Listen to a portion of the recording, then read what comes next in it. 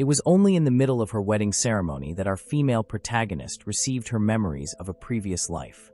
She realized that this world was set within an atonement game, one that she had played in her last life, revolving around the aristocrats of high society, and she was the character who had horribly bullied and tormented the heroine, a villainess who received her just deserts by having to marry an ugly aged man. Her eyes widen when she catches sight of the prince, but the surprise quickly hardens into a glare. In this world, she is known as Celestine, the daughter of the Marquez and the first prince's fiancée. But that same prince gave his heart to the heroine instead. She did everything she could to eliminate that woman who had threatened her future place by his side. However, once the prince learned of her childish torment, he used it as a pretext to dissolve their engagement. And so this abominable wedding awaits her. Her husband to be the prime minister is constantly embroiled in nasty rumors, most of which condemns him as a disgusting womanizer and lecherous pervert. She bitterly thinks all of this is thanks to His Highness' suggestion. The prince turns to the girl by his side, smiling as she tells him the wedding dress sure is pretty. While the other nobles stare at her, Celestine feels as though they're gawking at a public execution. Her attention snaps back when the priest announces it is time to exchange vows and seal the union with a kiss.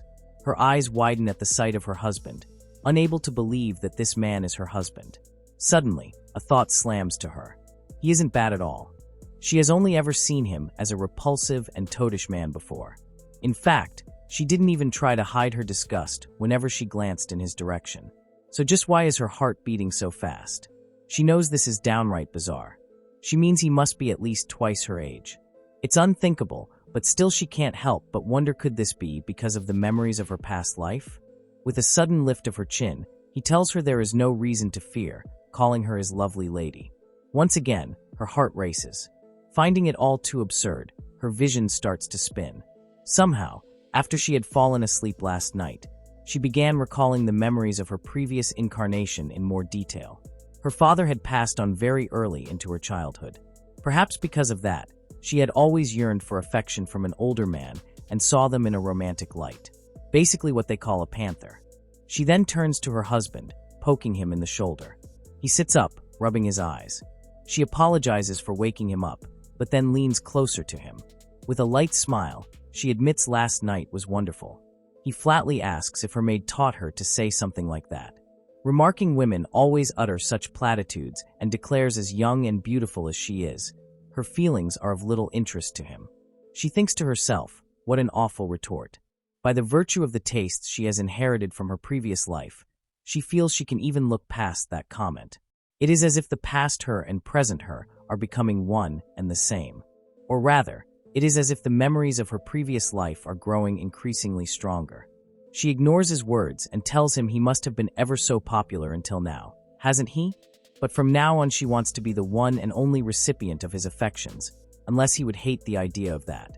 He sighs, admitting he will devote all his attention to her for the time being, but warns heaven knows how long that will last. He then turns to her and she stares into his eyes, wondering just how can she let her feelings touch his heart. Later at the table, she chastises him, claiming his meals are far too greasy and oily, and says she must eat more vegetables and take care of his health. She asks if he intends to make her a young widow. He stares flatly at the plates of salad in her hands and mutters that he will not eat like a rabbit. Then, with dry finality, he declares that if the only alternative is an early grave, so be it.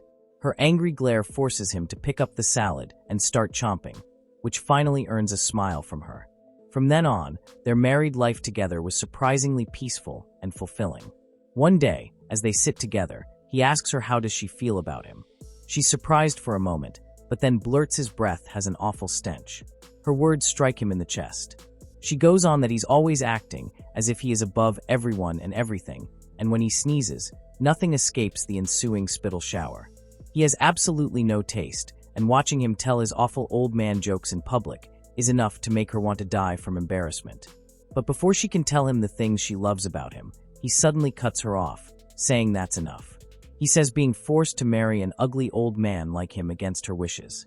He is fully aware of just how much she must loathe him. Without warning, he exclaims he never would have imagined him to be this lovely. At first he had every intention of administering the punishment that the prince had requested of him upon her, but that was then. She watches him as he avoids her gaze and admits he fell in love with her, despite being unworthy of her. He tells her that if she wishes, she may drain his coffers and he will turn a blind eye even should she take other lovers. In return, all he asks is that she remain by his side. She falls silent for a moment before saying she will be honest with him, so he must not speak of such things again. Then she adds that if her gaze ever turned to another man, he would hate it, wouldn't he? Likewise, if her lord became besotted with another woman, she would beat that thieving cat black and blue, and never utter a word to him again. He blurts he would never be unfaithful. He would never wrong her and pleads with her to continue to stay, smiling by his side. As they walk together, every gaze follows them in awe, whispers rising, "Who on earth is she? So beautiful, like a living goddess of the night." Just then, they come across the prince, who looks taken aback and asks if she is truly Celestine. She answers with casual grace, saying it has indeed been quite some time, and thanks him profusely for gracing them with his presence this evening. She adds, almost sweetly, that it is also thanks to His Highness's blessing that they are able to enjoy such a lovely married life together. The prince regards her with surprise before remarking, almost at a loss, that she has truly changed, hasn't she? Celestine smirks faintly and replies so he has noticed then.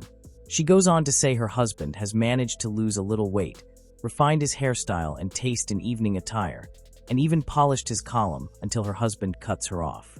He tells her the prince was speaking of her. Turning back to His Highness, the lord smoothly asks what he thinks of his wife's dress this evening. The prince, clearly flustered, replies that it flatters her greatly. The lord says the truth is this dress was crafted in the Solier style. It is seen from a type of silk produced from silkworms endemic to Solier. He then tells his wife she should be grateful it is all because of His Highness that such an exquisite dress could be prepared for her. The prince looks surprised and asks what does he mean by that. Before he can reply, a voice cuts through the air, announcing His Majesty wishes to make an announcement. His Majesty appears, declaring he wishes to make an announcement this evening concerning the marriage of his son, the first prince. He flinches in surprise while his lover next to him looks excited. She suddenly blushes and says this is too sudden. But just then, the king declares he shall be wedded to Her Majesty the Queen of Solier. His eyes go wide in shock. His father continues that the first prince is to become the Queen of Solier's 13 consort, and he is to deport it at dawn tomorrow. He calls out to his father, telling him this isn't a bit funny and to stop joking. His father flatly says his words are not in jest. The decision has already been made, and the second prince shall be instated as crown prince, so the matter of inheritance is no cause for worry. Suddenly, his lover blurts, but she has been His Highness' fiancée all along, hasn't she? His Majesty says the Queen is well acquainted with the fact. She has also made it clear that she is happy to accept her alongside him as one of her concubines, and she also said she should personally take great pleasure in ensuring they are both well cared for. Whispers ripple through the crowd, murmuring that the Queen is truly wild, and the word is that gender is of little consequence to her. The Lord thinks it was thanks to the prince's suggestion that he was able to enjoy the marital bliss he has right now. Originally, the thought of scheming against someone he was indebted to had never crossed his mind, but he would do anything to protect his wife. The prince and that little girl were still plotting to hurt her even after all this time. He's offended that they truly believed he was blind to their intentions. As soon as they learned of how Celestine and they were happily married, they planned to have him removed from his position. However, the people they tried to conspire with were already firmly in his pocket. After all, the royal family are nothing if not puppets to the office of the prime minister. To be ignorant of the true authority pulling the strings of this country. Such pitiful children. The prince flinches when the lord offers his heartfelt congratulations. He casually says he has heard that his betrothed is very pleased with his looks. And by dint of his engagement, they were able to finalize a very lucrative trade deal involving Solier itself that would make other countries green with envy. He smiles as the prince finally realizes he has been fooled, remarking that this will surely bring a prosperous future for their country. The weight of his words sinks into him, and he turns to Celestine, who manages a simple smile as she offers her congratulations. His lord then suggests they take their leave, to which she giggles softly and agrees. From now on she is determined to be by his side. Now then shall they walk hand in hand down the flowery path of evil. On their way back in the carriage, Celestine notices a few wild rabbits darting through the grass and asks if they weren't cute, to which her husband calmly replies that they are lively creatures and would make excellent. She falls silent, making him wonder if his answer has been clumsy. But when she only smiles, turns to the window, his face flushes red. Soon after, she asks where the carriage is headed, and he explains that he has recently acquired new land to inspect, which brings them at last to a quiet building, where Celestine looks around in surprise and asks what place this was, only for him to answer simply that it is an orphanage. The former lord of these lands was quite partial to this orphanage in particular, so he, as the new lord, thought he should at least make an appearance. An old man greets them with a warm smile and introduces himself as the director of the orphanage. The lord then says the goddess by his side is his wife. The director looks stunned by her beauty. The lord says he is sure there must have been no shortage of confusion caused by the sudden change in this landslide, but rest assured he do not intend on changing the existing support for the orphanage and tells him to continue to operate without worries. The director beams, saying if it so pleases him, would he allow the children the opportunity to greet as well. He then calls out the children. They all come running, looking at them with excited faces. Celestine smiles at their cuteness while the lord looks overwhelmed. The lord then tells Celestine he prepared some small gifts for the children in advance, and then decides to speak with the director on the finer details of the orphanage's future. After he leaves clumsily, she glances at him, thinking her lord who's helpless before children is ever so cute. Before turning back to the children and thanking them for their excellent greetings, she then introduces herself and starts talking to them. In the distance, a boy leaning against a tree glares at her. While the gifts are being distributed among the children, she tells them there is plenty for everyone, so not to fight. A girl looks at her in awe and asks if she is a princess. She's taken aback by her compliment, so she asks what makes her think so. The girl beams, saying it's because she's all sparky, like a princess from a fairy tale, and her dress is super pretty. The others laugh and start calling her princess, which makes her smile, until she freezes when the boy from earlier, Ethan, calls out to them with a glare.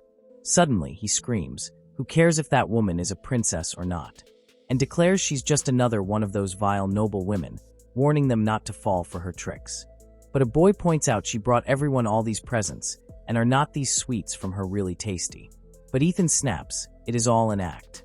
These nobles only care about acting all superior and looking down on the rest of them who are not high-born like them.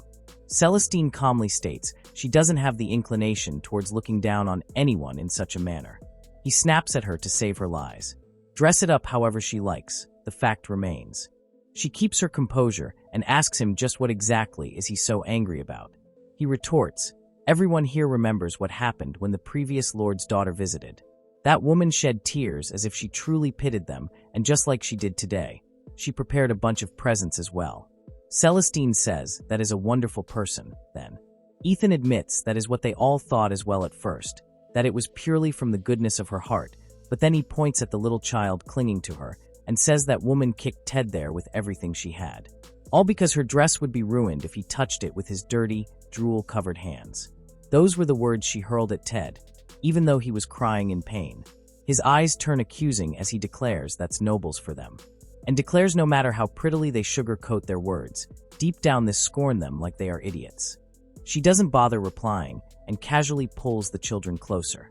The girl hesitates, telling her to let go. She was pulling out weeds earlier, and Ted's hands are dirty as well. But Celestine counters, isn't it fine if her dress is dirty? What's stopping her from simply buying a new one? She gently tells them to not tar her with the same brush as those who are nobles who would say such miserly things. As she turns to leave, Ethan grits his teeth and accuses her of taking from those weaker than herself while she sits in comfort at home, telling her to stop being so arrogant. She turns back to him with calm defiance, remarking that though he may look like the oldest among them, in truth he's more childish than any of them. She points out all the other children instinctively know that it is in their best interest to get on her good side, and yet here he stands, trying to lay waste to the only chance these children may ever have with his pretty pride. He snaps at her to shut up, but she continues in her compost on saying isn't he equally arrogant to complain and deride those arrogant nobles whose charity is keeping all of them clothed and fed? At last, she declares, the weak are exploited by the strong, such as the natural order of this world. No matter how much the powerless whine and bemoan their station, words alone shall never amount to anything. She notices him trembling and points it out, asking if she upset him. Suddenly she leans in closer, whispering in that case. Why doesn't he try to pay back the favor as good as he gets? She will always be waiting for him, so he can be sure to grow up splendidly. He looks confused and mutters what the hell, but she declares the truth as it is the wealthy who are the stingiest of them all, and she would utterly know to waste even a single coin if she can help it. So when people like herself donate to a place like this, it is not charity but an investment in all of their futures. His eyes surge with determination as he calls out to her, vowing that one day, when he grows up, he will be richer than anyone else, and when that day comes, she must believe he will repay the favor in full. She only smirks, saying she will look forward to it. Meanwhile, the director, still in shock, asks again if the previous lord, the Baron, was truly charged and found guilty. The lord answers yes, of both corruption and treason, calling him a villain in every possible sense. The director remarks that for someone of his caliber to inherit this land is a stroke of great fortune for them all, and thinking about Celestine, adds that with such a young and beautiful wife at his side, he must surely be a man of high rank, one in whom the orphanage's future is safe. Realizing too late his words might sound rude, he hastens to explain that he knows little about him, as the handover of the region came on such short notice. The lord calls out to the director, remarking that, as he must surely tell from just one glance at his wife, he has no inclination for women on the younger side, and adds that rumor has it the late Baron ran such a business as well. The director, flustered, admits that when the Baron was caught, he was honestly wondering what course to take. The lord's eyes narrow as he says, "So I was right," and the director confirms it, explaining that although the girls they first heard of were of age, they have already been moved, but if he can wait just 3 more years, the ones they have now will grow splendidly. He even offers, almost casually, that if he prefers a boy instead, they have one at hand. At that moment the doors slam open and guards flood into the room, seizing the director, who stares in stunned disbelief. One of the knights turns to the Prime Minister and announces that they will begin searching for records and receipts of sale to track down the children who were sold. He replies to keep it quiet, as he would rather not cause Celestine any worry, so make sure she doesn't catch any wind of this. The director snaps, demanding to know why, scoffing that the Prime Minister is snuffing out one trivial crime. Does he truly believe that will change the world at all? He insists that of all people, the Prime Minister should know better. He replies coldly that the notion of changing the world has never interested him. Everything he does is for Celestine's future. Anyone who dares to harm her, or abets those who will be dealt with as he sees fit. Desperate now, the director cries that he has never once done anything to harm his wife. The lord only answers with chilling casualness, reminding him that the Baron had a beloved daughter he doted on, thinking of the prince's lover. He adds her main source of financial support was her father, the Baron. Naturally, that did not sit well with him. If the director must hold a grudge, he should hold it against the Baron for being far too soft with his daughter. With that, he asks his men to take the director away. On their way back, Celestine asks him if he defeated the villain he was after today. The lord remarks so she noticed. She smiles and says yes. None of the children looked underfed, however neither their skin nor hair showed any signs of care. Most importantly, amongst the older children, not a single one was a girl. It was plain to see that it wasn't an orphanage run with particularly philanthropic intentions. He sighs and says he cannot deny that. She reaches out to cup his cheek and says, from now on, they have to defeat every villain they come across, don't they? Since, after all, villains other than themselves are nothing but an eyesore, aren't they? As she settles into his arms, he murmurs that yes, the only evil that needs to flourish is theirs, after all. She then tells him she also came across an interesting boy while she was there, then leans in to whisper against his ear that he has something great within him. She could see it clearly in his eyes. Afterwards, that boy graduated from the same orphanage safely, and after making his way to the capital and knocking on many doors, he landed an apprenticeship with an affluent merchant. Eventually, he grew up to become an exceptional merchant who proved to be of great service to the family of the Prime Minister. But that's the story for another time. A hot purple dress, a bird of paradise hairpiece, Lubigamo's latest heels. As a girl stands before the mirror, she muses she really is the flower of high society. There is no way that she will ever lose to her. On the other hand, Celestine receives a letter from the orphanage children. She reads the letter and remarks they are really learning to write quite splendidly, are not they? In any case, it is glad to hear that they are all lively. The maid then pulls out something and says it arrived with the letters. Celestine guesses mud balls, perhaps. The maid says if they are, they did not survive the trip. Celestine is sure this was from Ted. The maid offers to dispose of it, but Celestine tells her no. It is such a splendid gift, she will have to be sure to put it to good use. As they arrive at the party, every head turns toward Celestine, admiring her beauty as always. The Prime Minister excuses himself with an apology, needing to attend to urgent business, and Celestine assures him it is fine since she had planned to join the other madams anyway. When she approaches them, one greets her with praise for looking as stunning as ever, another compliments her gown, and she graciously returns the compliment, telling them they look wonderful themselves. Their conversation flows easily until a sudden commotion draws every gaze to a young woman entering the hall. The ladies gush over her until the ones beside Celestine scoff, muttering that Miss Clara of House Bras is at it again. They whisper that the girl has been imitating Celestine at every turn, and that tonight's gown is nearly identical to the one she wore to last week's party. Celestine only smiles, saying she doesn't particularly mind, but the women bristle, insisting Clara is going too far. But Celestine remarks that countless young ladies have tried to copy her before, and the others agree, dismissing Clara as someone far beneath Lady Celestine's circle. Their chatter turns to Clara's family, while Clara listens in silence, gritting her teeth. One woman also remarks she is simply desperate to stand out in whatever way she can. Celestine tells her she's flattered that they would become so animated on her behalf, but she's sure there's something more entertaining to discuss. Her voice drops as she whispers, such as her dear husband snoring, for example. Her eyes soften as she asks the woman that when her husband starts snoring, doesn't she feel the overpowering urge to give him a great big hug? Admitting she cannot help but want to pamper him with a hug, and when she does, he always turns on his side and hugs her back. She declares snoring is good for his breathing, it's good for their love, it's simply an all-round god. But the woman doesn't look that touched by her husband's snoring and complains he is getting on in years. So his musk makes it a bit overwhelming to hold him like that. Yet Celestine takes her words in an entirely different light and says she understands her perfectly. The musk is so overwhelmingly wonderful that it is near impossible to calm her passions enough to sleep. It is a scent that only a man of experience and wisdom can exude, isn't that right?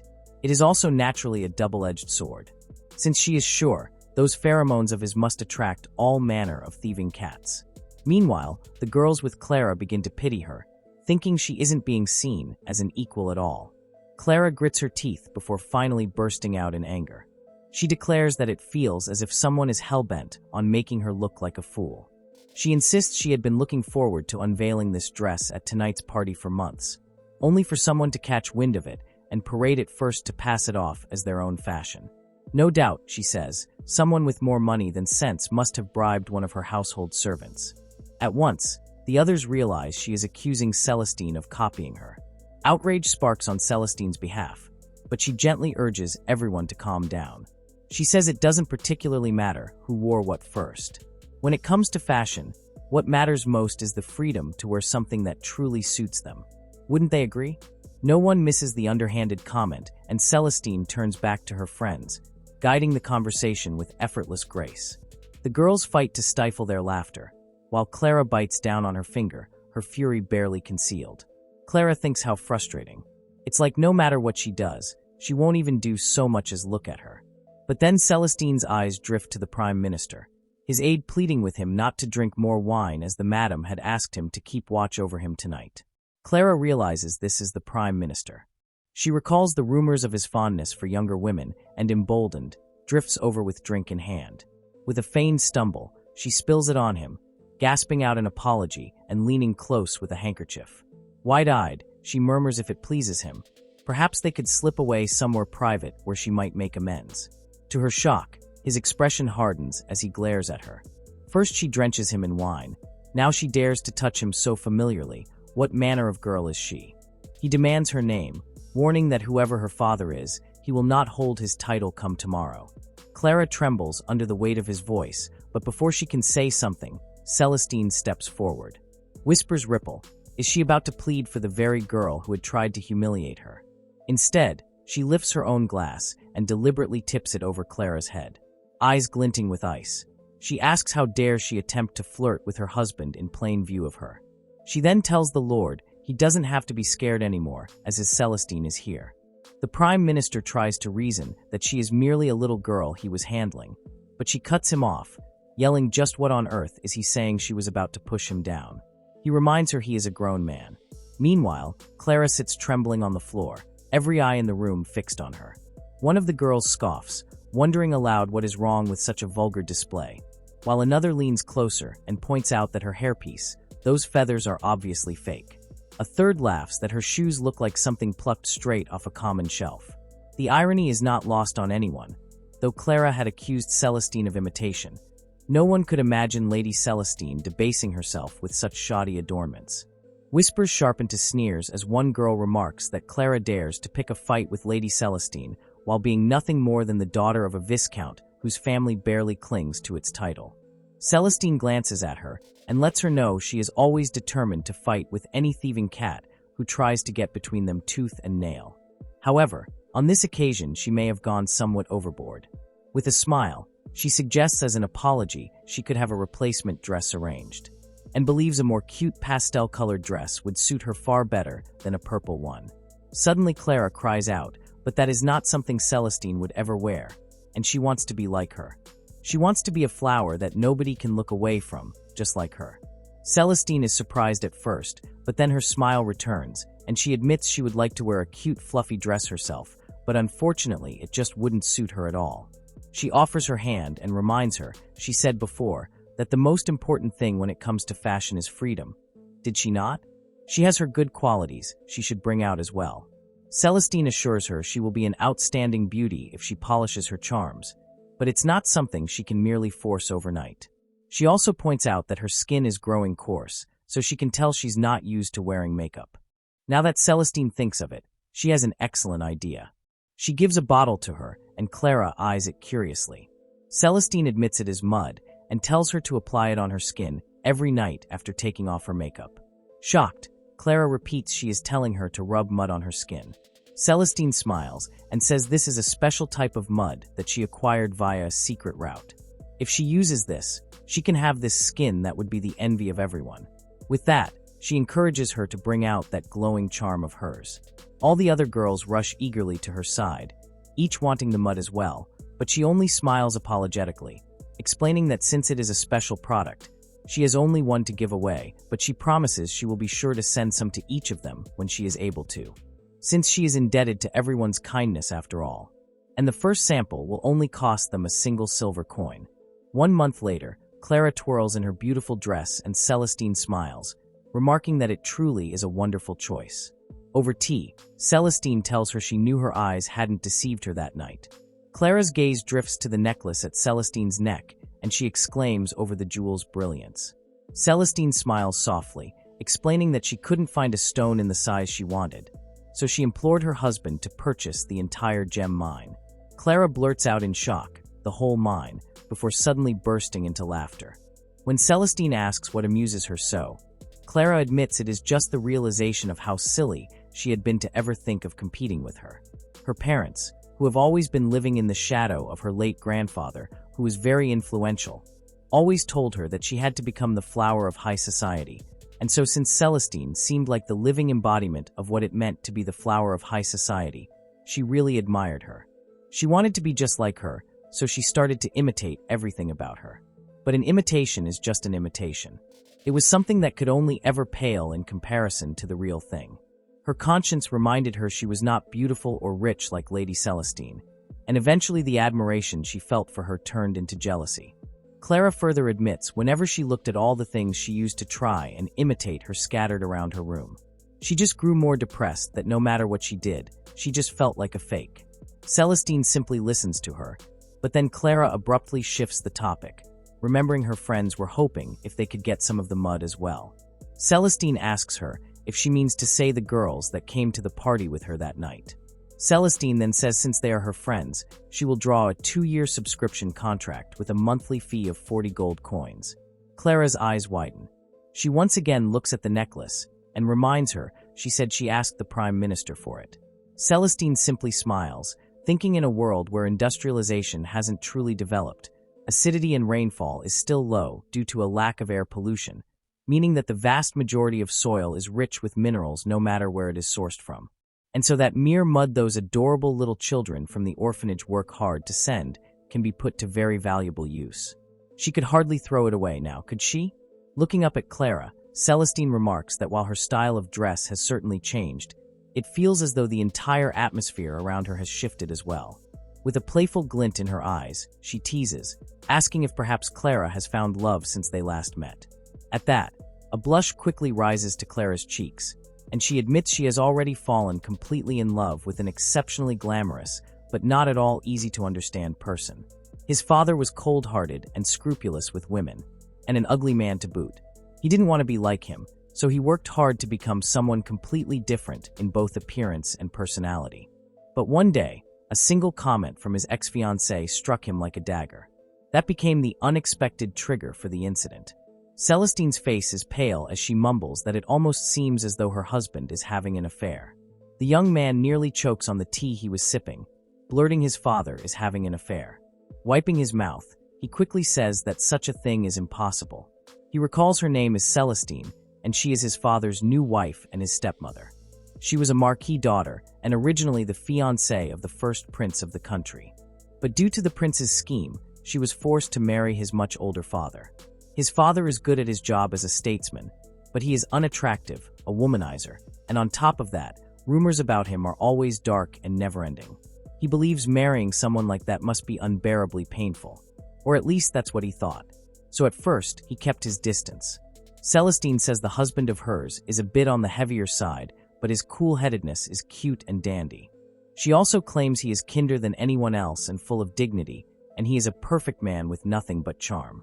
She cries out that there's no way another woman would leave such a husband material alone, and she knew a day like this would come.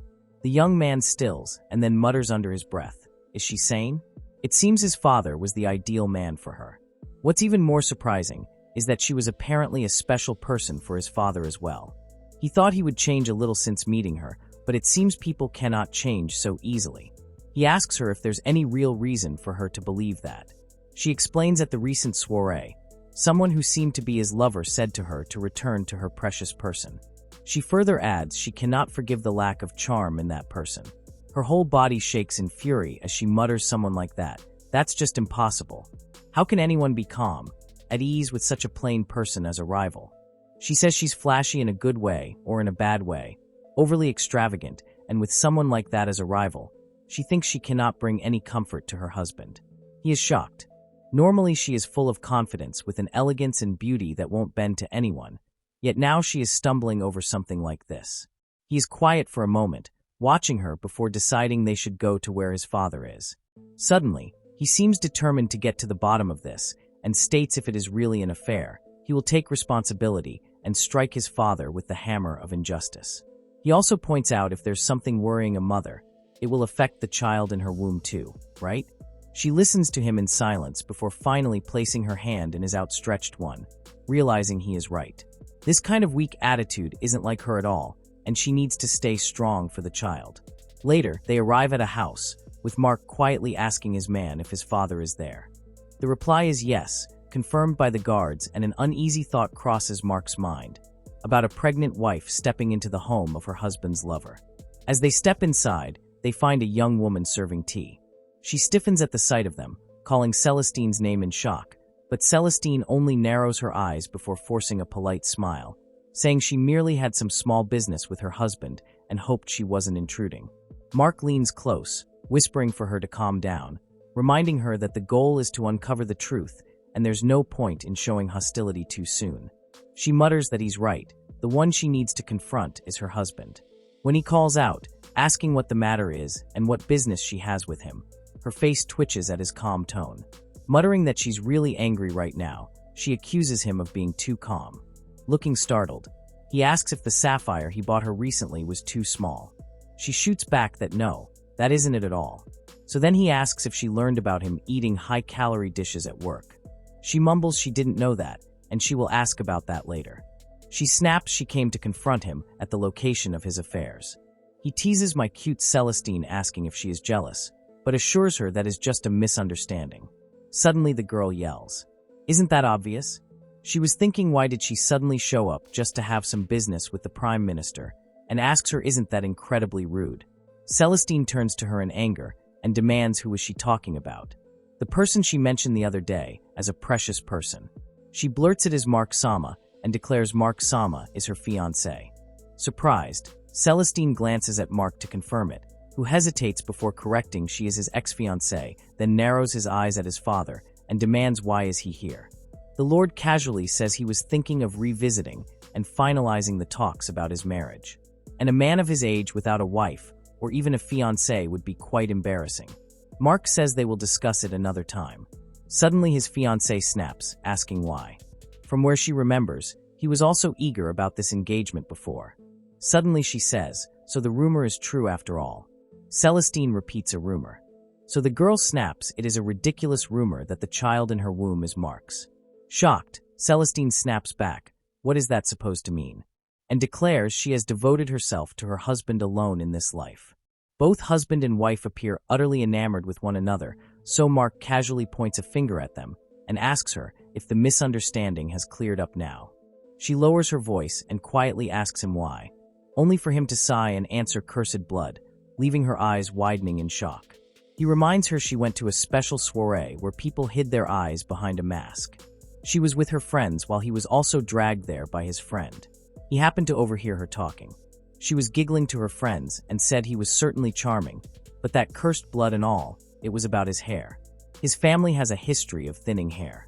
She didn't want to believe it, but seeing her father, who knew what could happen. She blurts that is not true, that cursed blood thing was just a joke. And even if such a future comes, she will continue to love him. Celestine suddenly snaps, saying she's been hearing them the whole time, bald this, bald that, before pointing furiously at her husband, declaring he's O-shaped while Mark is M-shaped, completely different patterns of baldness. To lump them together and spout about cursed blood as if she knows it all is nothing but an insult. Besides, balding isn't something to give up on, it's a wonderful option. Mark bursts into laughter, unable to believe she just called baldness an option.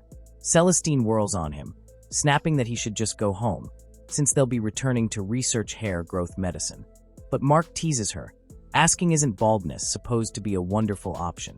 She retorts that it's her opinion, though she doubts he feels the same. The Lord, intrigued, tries to inquire about the medicine, only for Celestine to shut him down, saying that his hair follicles are already dead, so it's far too late and pointless. Later, the marriage with Mark's ex-fiancée was officially annulled, and with an apology for causing a scene, the commotion was brought to an end. Holding a book, he eyes it warily. The rumor about him being with Celestine was even turned into a story. Some people sure have a lot of time on their hands. But leaving the rumor as it is might not be so bad. His much older father will pass on, leaving her behind. After that, he will be the only one who can protect her and the child. It might be interesting to let the rumor become the truth. In any case, it is still a distant future. Just then Celestine enters, her eyes gleaming as she announces good news. The hair growth medicine is complete. He can't believe she actually made one. She replies she made sure to be producible in large quantities, so she's thinking about distribution to the nobles. He murmurs that is so like her. She adds she also plans to be a bit creative with the selling method. She leans close and whispers in his ear that she'll sell it through acquaintances who will pass it on to theirs, with each seller earning a margin. Then she asks if he doesn't think people will buy it like crazy once she tells them the money will roll, and even while they're asleep. He pulls back, staring at her in surprise, only for her to soften with a shy smile as she admits there's a dress she has her eye on. The way she laughed was as beautiful as a flower, and he couldn't take his eyes off her. A man watches his plants with a smile, murmuring to himself the leaves have a good color, and they are growing strong today as well. His brother hugs him from behind. Jace reminds his brother he told him not to run wild in the greenhouse. His brother dismissively says he heard it before quickly asking him if it is true that he is going to study abroad in the neighboring country. Jace grumbles it is true, but why is he making such a fuss? His brother retorts because he will get to meet that Christine. He sighs, muttering it is that book again. The book his little brother is so obsessed with is currently a global hit, a trending book. It's about a beautiful woman married off to an ugly, rich middle-aged man who falls in love with her stepson. And the characters are said to be based on real people. Apparently, They are based on the wife and stepson of the Prime Minister at his study abroad destination. He sent a letter expressing his hope to study abroad for a short period in one of the world's leading economic powers, and he received a reply saying that as a prince of friendly nation, he would be welcomed. Once he arrives in the neighboring country, there will probably be a welcoming event. He might meet them there. He tells his little brother he's not going there to play around. His brother flatly says he knows that, but it wouldn't hurt to show a little interest.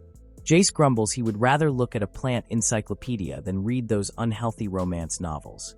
His brother remarks he should really start taking more of an interest in romance and women. Nonetheless, no matter how much he is, he will definitely be captivated if he meets Celestine. He thinks a peerless beauty, huh? The model for the book's heroine, Christine, is said to be Celestine. But it is said she is a flashy woman with expensive tastes and not satisfied with just power and wealth. She is said to be living a decadent life, even desiring young men. Honestly, his impression of her is the worst. With a smile, his brother requests him to make sure to tell him all about it when he returns. Jace warns his brother that the stories he is hoping for probably won't be there, and he's going to study for the development of this country. Later, at the welcome banquet, he looks completely off guard. He never thought for the sake of a mere underage prince, such a banquet of this scale would be held. His eyes catch on a tree, and he blinks in surprise, wondering if it's made of candy. It's beautiful, dazzling in its style, and he can't help but think, as expected of one of the world's greatest powers. Also wondering if this level of banquet is always held here. Is their country more backward than he thought? He overhears some guests remarking how tonight's party, though small in number, is lavishly elaborate, a far cry from the stale gatherings of recent years. It dawns on him that this event is something special, even by this country's standards, and he smiles, thinking there must be a master of the art behind it. The men go on to reveal that the party was planned by Lady Celestine herself, at the request of His Majesty the King. They blush as they speak of her, praising her beauty and exquisite taste, and they cannot help but envy the Prime Minister. He is surprised at first, but then suspects if it was all just a ploy of that infamous woman to build her reputation. Turning back to the glittering tree, he wonders if she used power or money to have someone create this. He was happy thinking they prepared this venue with welcoming a prince in mind. What a disappointment. Suddenly one of the men exclaims it is Lady Celestine. The goddess of the night has descended. Before even lifting his eyes at her, Jace decides no matter how beautiful her appearance is, there's no charm in a person who lacks substance. He finally looks at her, and he stills. He lifts a hand to his chest, startled by the quickened beat of his own heart. His attention shifts to the nearby girls whispering about how Lady Celestine only recently gave birth, yet her figure remains flawless. They gush that her child is a boy and that her eldest stepson, Mark Sama, is said to be especially fond of her. With dreamy sighs, they add that it's a relief the two seem to share such a good relationship, as together they would make a perfect couple. Once his heartbeat steadies, his expression slips back into neutrality, reminding himself not to be swayed. He turns and greets the Prime Minister, confessing that he never imagined he would meet such an outstanding statesman, an encounter that alone makes his study abroad worth a fortune.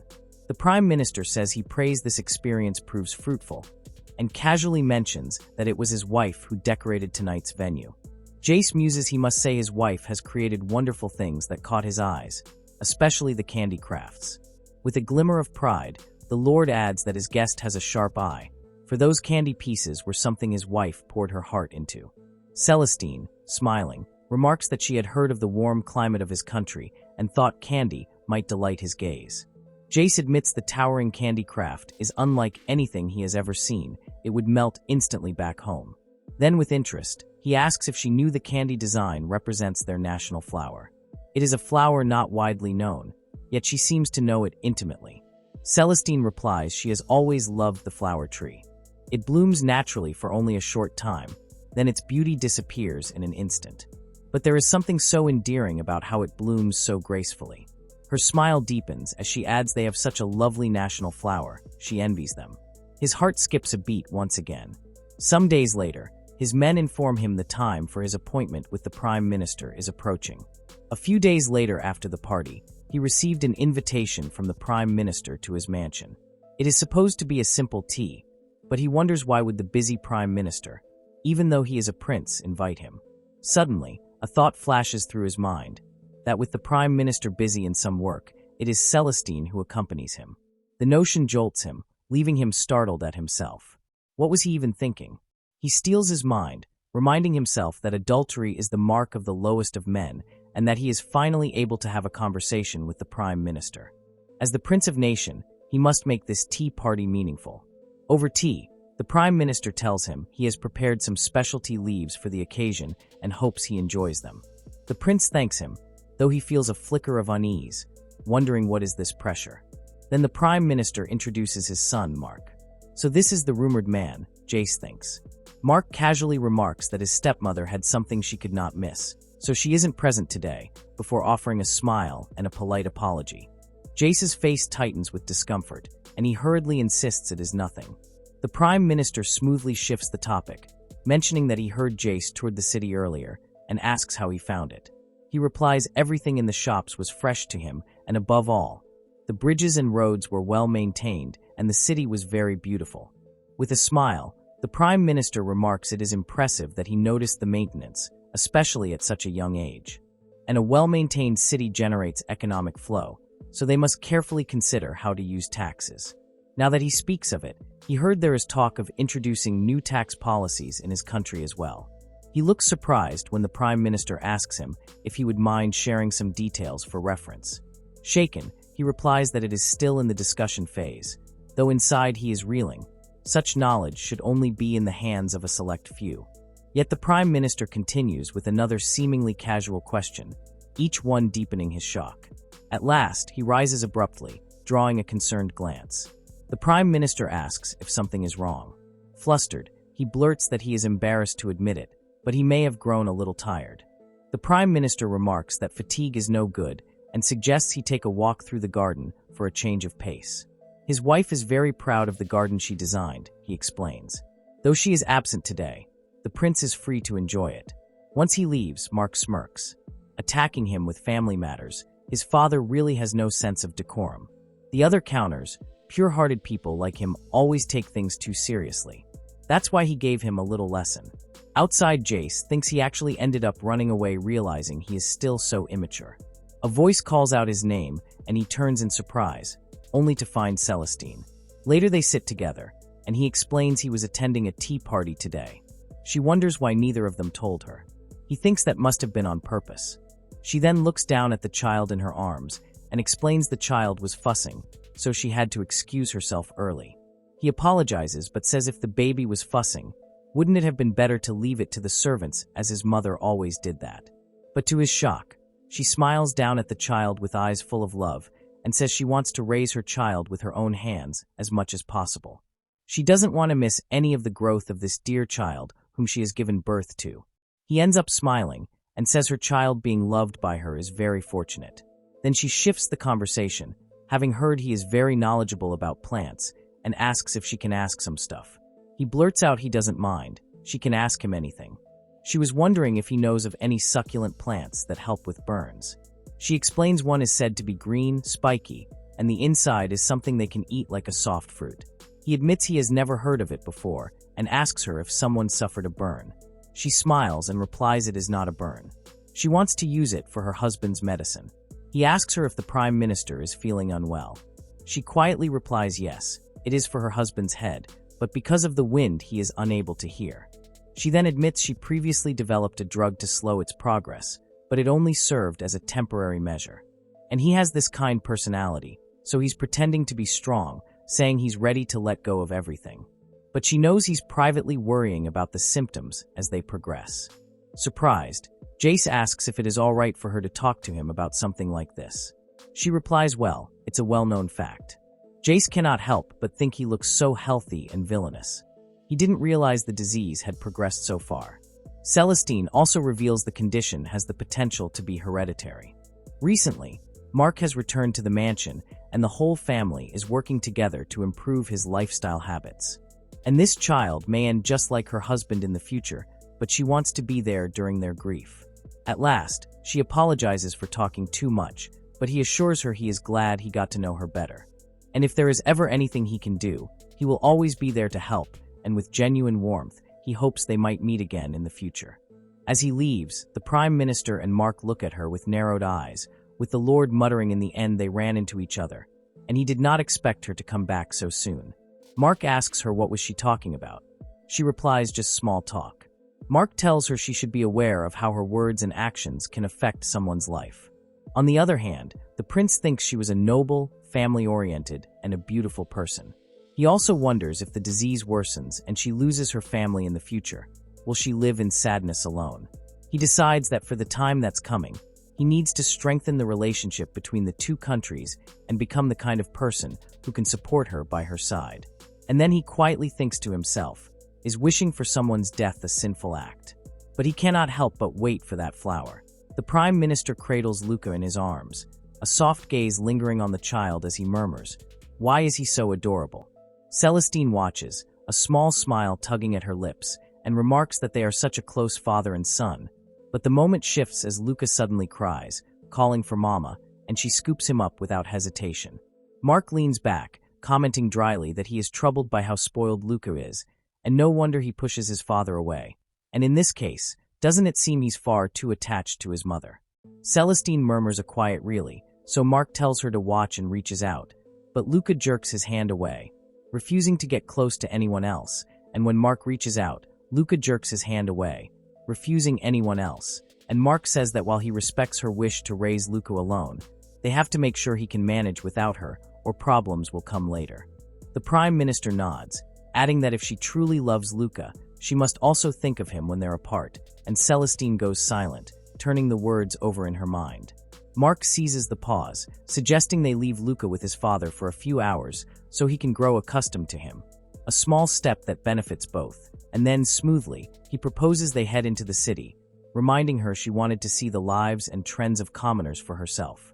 The Prime Minister grumbles, questioning why he should accompany her, and Mark answers without hesitation that if she's in disguise, she needs an escort, and he is far better suited than any other man.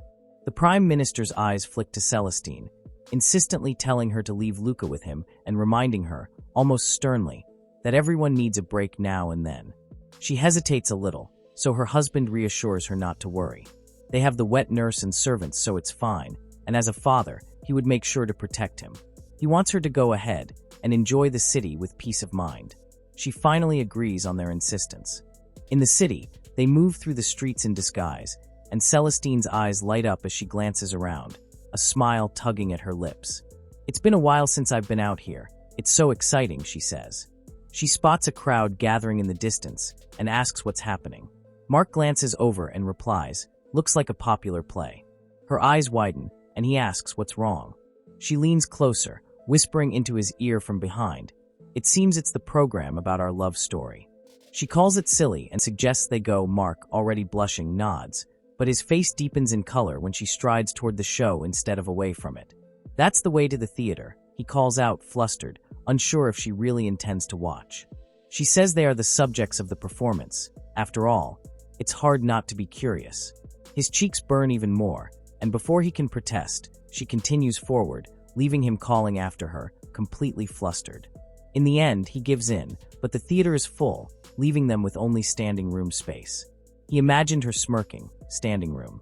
"There's nothing money cannot solve," expecting some dramatic comment, but she said nothing, much to his surprise. As they watch the story unfold, Mark notes the story similar to that book, and the actions and direction, they are not bad.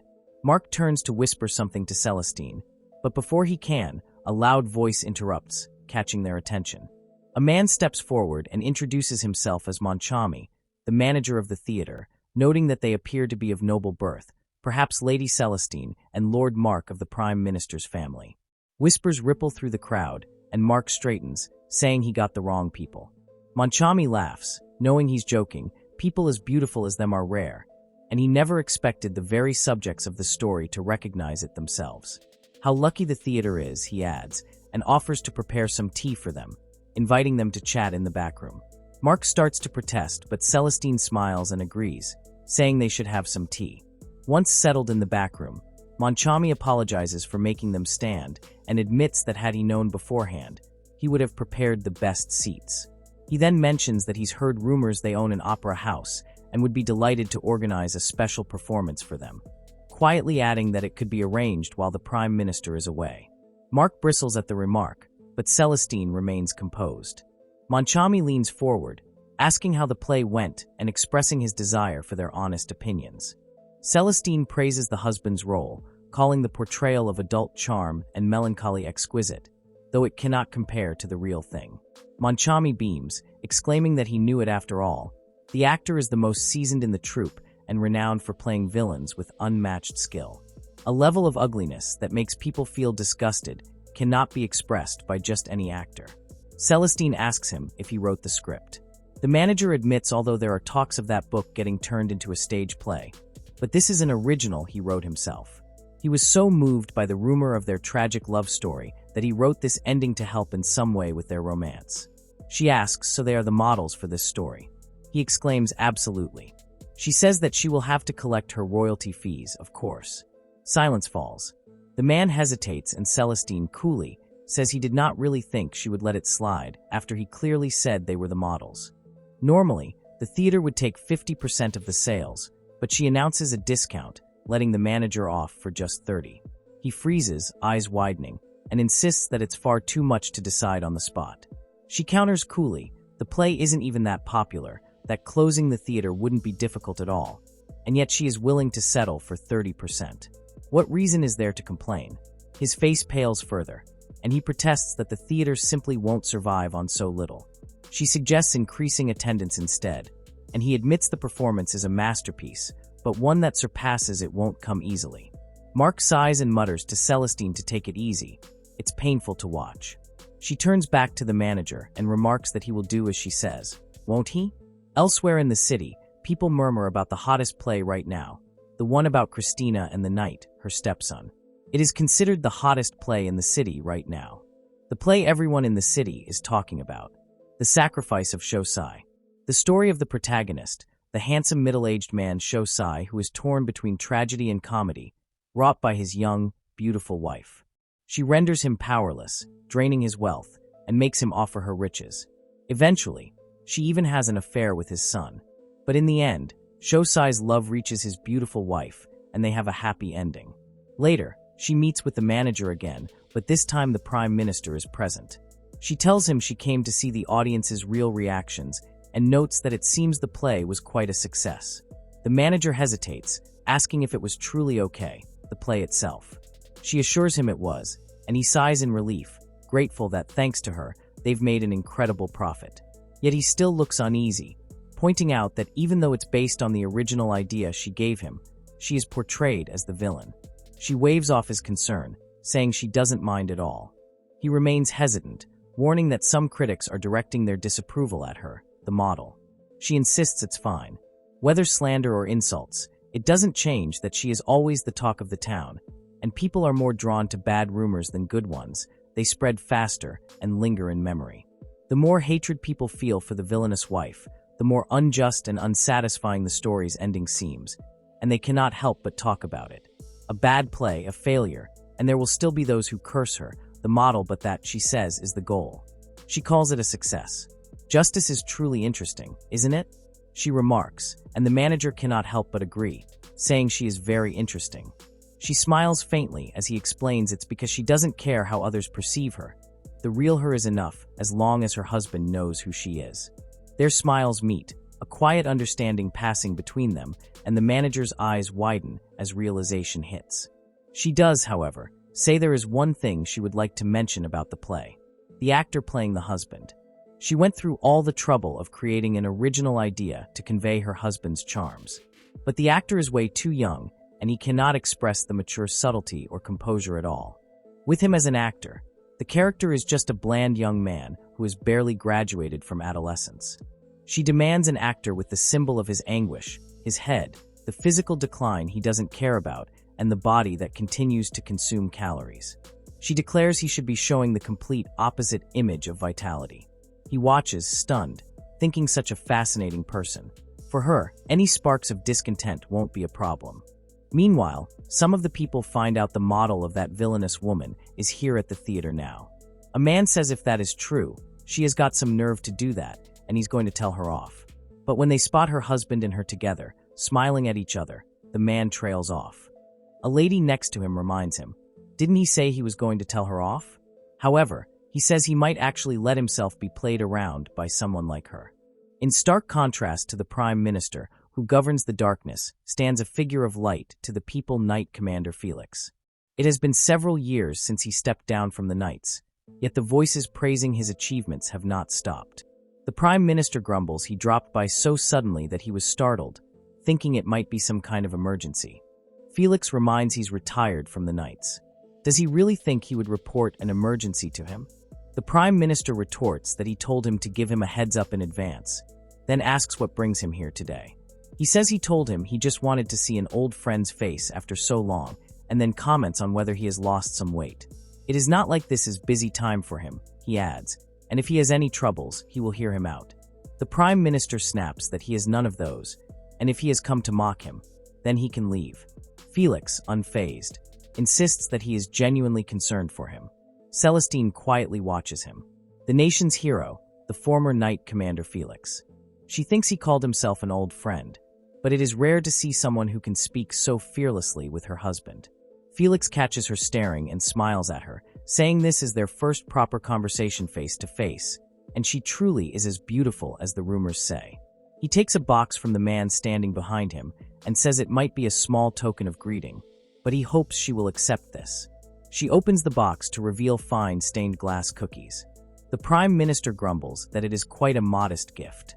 She turns to him with a smile and says they're quite popular with women these days, right? He returns her smile, noting they're pretty to look at and taste great too. She thanks him and teases, he really does know women's tastes well. Doesn't he? He leans forward, grinning. He just happens to like sweets himself. The Prime Minister is now grumbling incoherently. Suddenly, he sharply calls Celestine's name, reminding her, isn't it about time for that usual merchant to arrive? She blinks, surprised. Is it already that hour? He explains that the jewelry that bankrupted that queen of a foreign kingdom. The merchant was supposed to bring it today, and excitement floods her face. She has been waiting for it desperately and is thrilled beyond measure. While Felix watches quietly, his expression unreadable. A few days later, Clara waves at Celestine, who brings her child, explaining that he insisted on coming and asks if that is okay. And Clara replies, of course, she had suggested a cafe date during the recent tea party. So they are here. Suddenly, someone calls out to her, and she turns to see Felix and asks is he alone today? And he replies he is just doing a little sweets tour. She then asks if he is perhaps heading to the cafe on the corner. He confirms and in a louder, excited voice, adds that their creme brulee is absolutely divine. Realizing he raised his voice, he apologizes. She smiles and says if he would like, he can join them. He says he will graciously take her up on her offer. Over tea, he remarks that to have tea with such beautiful ladies, he is truly a lucky man. He then turns to Luca, saying of course he's happy to see him too. Luca flicks his hand away from Felix without a second thought. Celestine gives a gentle scolding, and Felix admits the boy brings memories of Mark as a child. Celestine replies though they have different mothers, they are still brothers, so there are bound to be similarities, are not there? Shifting the conversation, she says she heard he has been an old friend of her husband. He replies yes, he has known just about everything about him since they were kids, including, of course, his past romances. He holds her hand and says to be honest, he was worried about her. He thought his behavior might have hurt her emotionally. Back when he was with his previous wife, he was quite nonchalant about his repeated affairs. So what does she think? He might not have a young body like Mark's, but tonight would she grant him the honor of easing her pain? Clara springs to her feet, outraged, accusing him of being rude since earlier. But Celestine remains calm, a steady smile on her lips as she says, why would he try to court me when he doesn't even mean it? He says he is serious. Her eyes narrow, and she tells him plainly that if he has something to say, he should say it clearly. He laughs, low and amused, remarking that the old man lacks the charm to test her properly, and that he will be direct. He asks if she has ever had a physical relationship with Mark. Clara fumes beside her, but Celestine meets him without flinching, replying, she is not. He presses further, asking if Luca's father is truly him. She replies firmly, of course, swearing to God before him that she has been devoted to her husband alone. He studies her silently, the weight of her unwavering composure giving him pause, before he shuts his eyes and murmurs an apology for his disrespectful behavior. She teases, are they finished already? He replies he sensed anger in her eyes. Not anger at her own insult, but at his mocking of him. He has been like that since forever. He overheard rumors about her and Mark, and he was worried that he might be being used for someone else's gain. Once again, he truly apologizes. Clara shakes in her place, thinking just because Celestine forgives him doesn't mean she does. Celestine says he's such a thoughtful friend, however. He claims that might not be entirely accurate because he was never closest with him. Though as an apology, he would share an old story. She smiles, saying she would love to know anything about her husband. Felix's first meeting with him began when they entered the aristocratic school. He hates to say it himself, but he was what they would call an honor student, the type who always had people around them. On the other hand, he was there. He never cared about others' feelings. He was eccentric and always isolated at school. Some admired his attitude, but to be honest, Felix didn't like him. What changed his impression of him happened on the winter's day. During the long break, when the other students returned home, only he and the Prime Minister remained in the dormitory, as they did every year. He was sad as there was no contact from his parents this year either. Felix's parents had no interest in him as a person. Having a talented child enrolled in a prestigious school was all that mattered to them. Even if he went home, there was nothing to talk about. So he decided to stay and read a book alone. He kept convincing himself he didn't need it, love, or anything like that. His eyes landed on a glass ornament, which was something a classmate displayed, saying it was beautiful. He remembers him happily talking about how he picked it out with his parents on a trip. It was done almost unconsciously, as if drowned to it. He reached out and picked the ornament, and he ended up breaking it. A thrill he had never experienced before rushed through him. And then he found him standing there, watching him. Panicked, he pleaded with him not to tell anyone about this. However, would he care about someone's plea?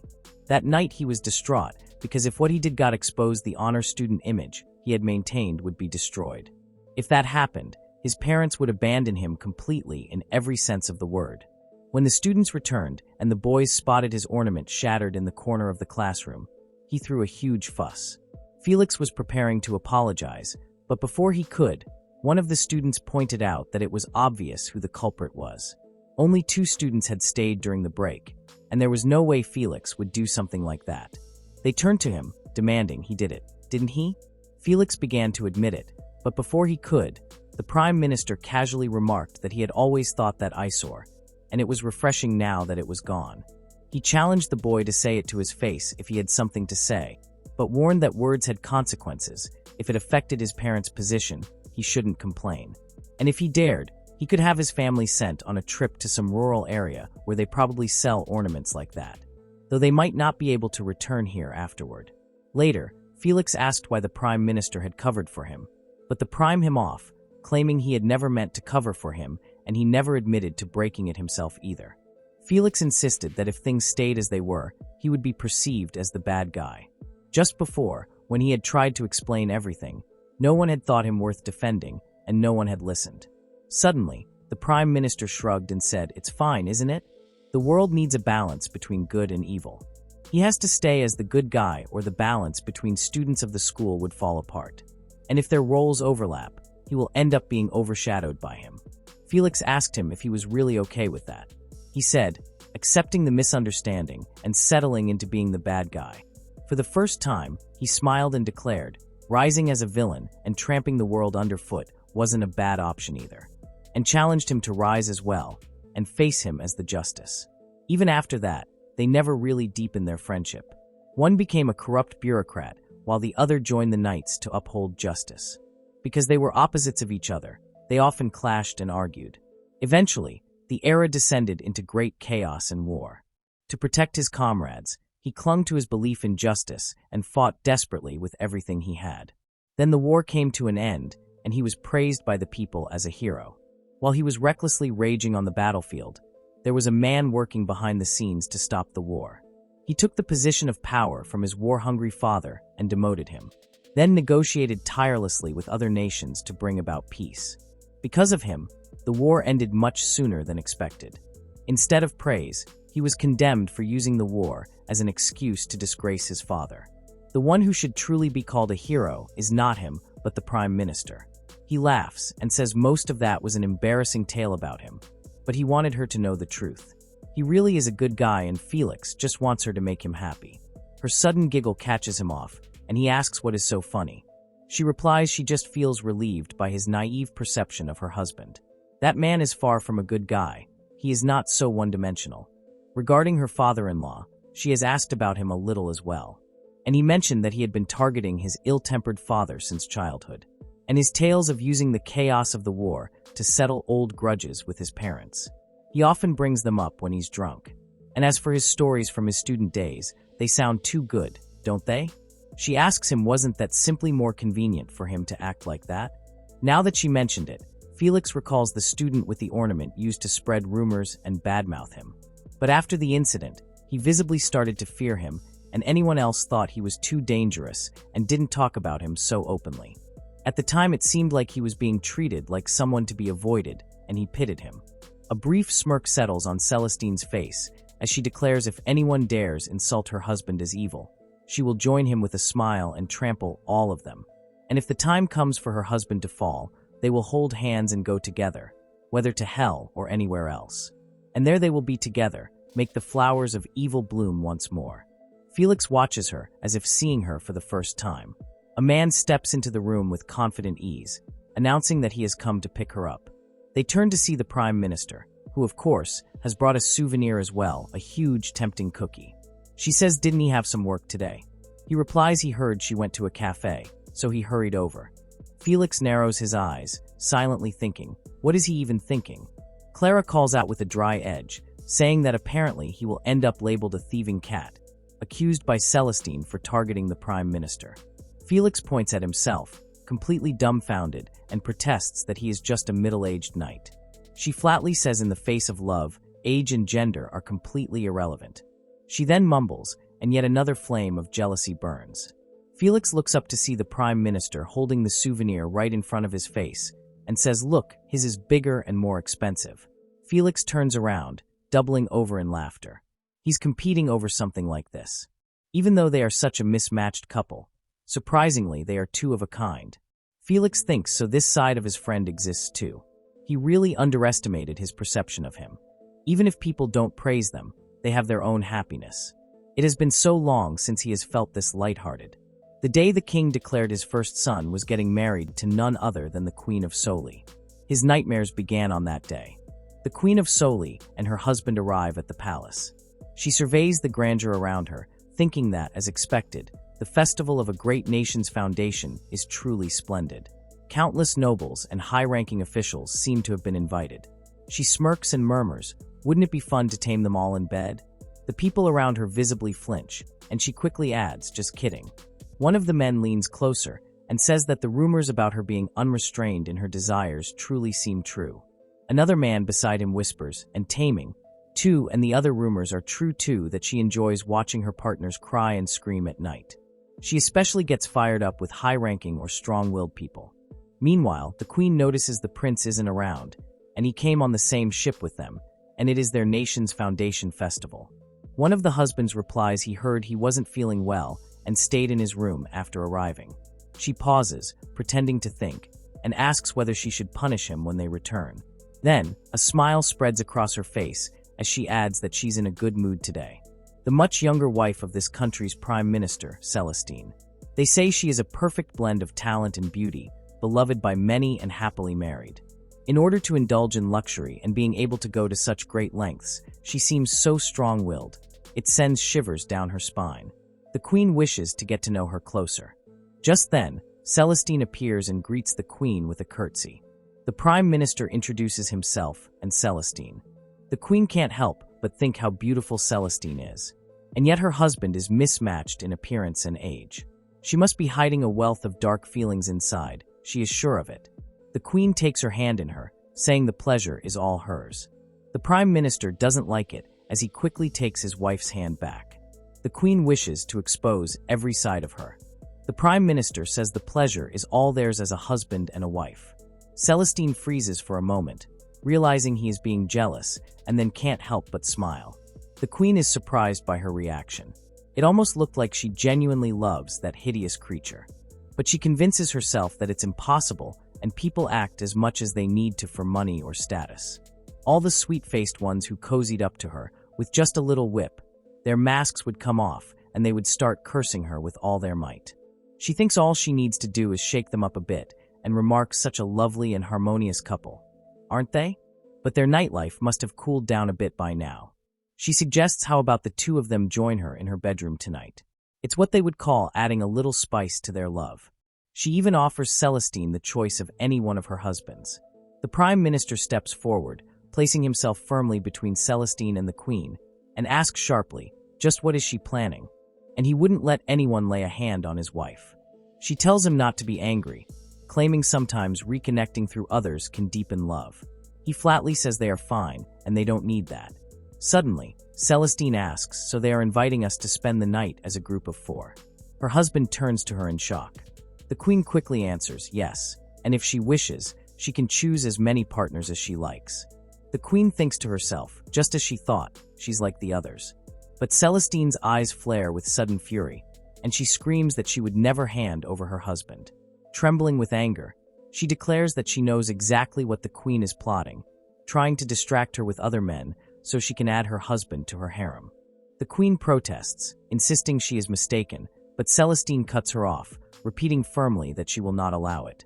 Her husband is completely devoted to her, and even if the Queen is powerful or close to his age, his heart belongs entirely to her. She asks her husband, isn't that right? And he quickly replies, of course. She then announces that she's not feeling well and that they will take their leave, promptly taking her husband with her. The Queen stares in shock, wondering what is with that girl, preferring that hideous creature over her grand husband's. Is she serious? Meanwhile, Celestine seethes with anger. The very idea of her husband joining the Queen's harem is absurd. He belongs to her alone. Suddenly, a man approaches and says he was asked to deliver a note to her, handing it over. She unfolds it and sees that it says he is waiting at the place where they first met. She recognizes the handwriting and arrives at the place, where she finds the first prince, his eyes glistening, as if on the verge of tears at the sight of her. This was where they had first been introduced as fiancés. He says she remembered. It makes him so happy. She replies Crown Prince, but he replies he is no longer the Crown Prince. Now he is the 13th husband of the Queen of Soil. Celestine explains that she came out of curiosity, wondering what he wanted after all this time. He doesn't seem well, and she asks softly if the air and soil had not been good enough for him. He admits, with a sad gaze, that what awaited him there were days of hell. Being with someone his parents' age was humiliating, but that's the only role he was given. He is her husband in name only and treated more like a male concubine. During those painful days, all he could think about was her. He was truly foolish back then. He trapped her in the same position he is in now, and he mocked her for it. Now he finally understands how cruel that was. Though he cannot ask her to forgive him, he at least wants her to accept his apology. She quietly tells him to raise his head. She does not hold a grudge about her past. Surprised, he asks really.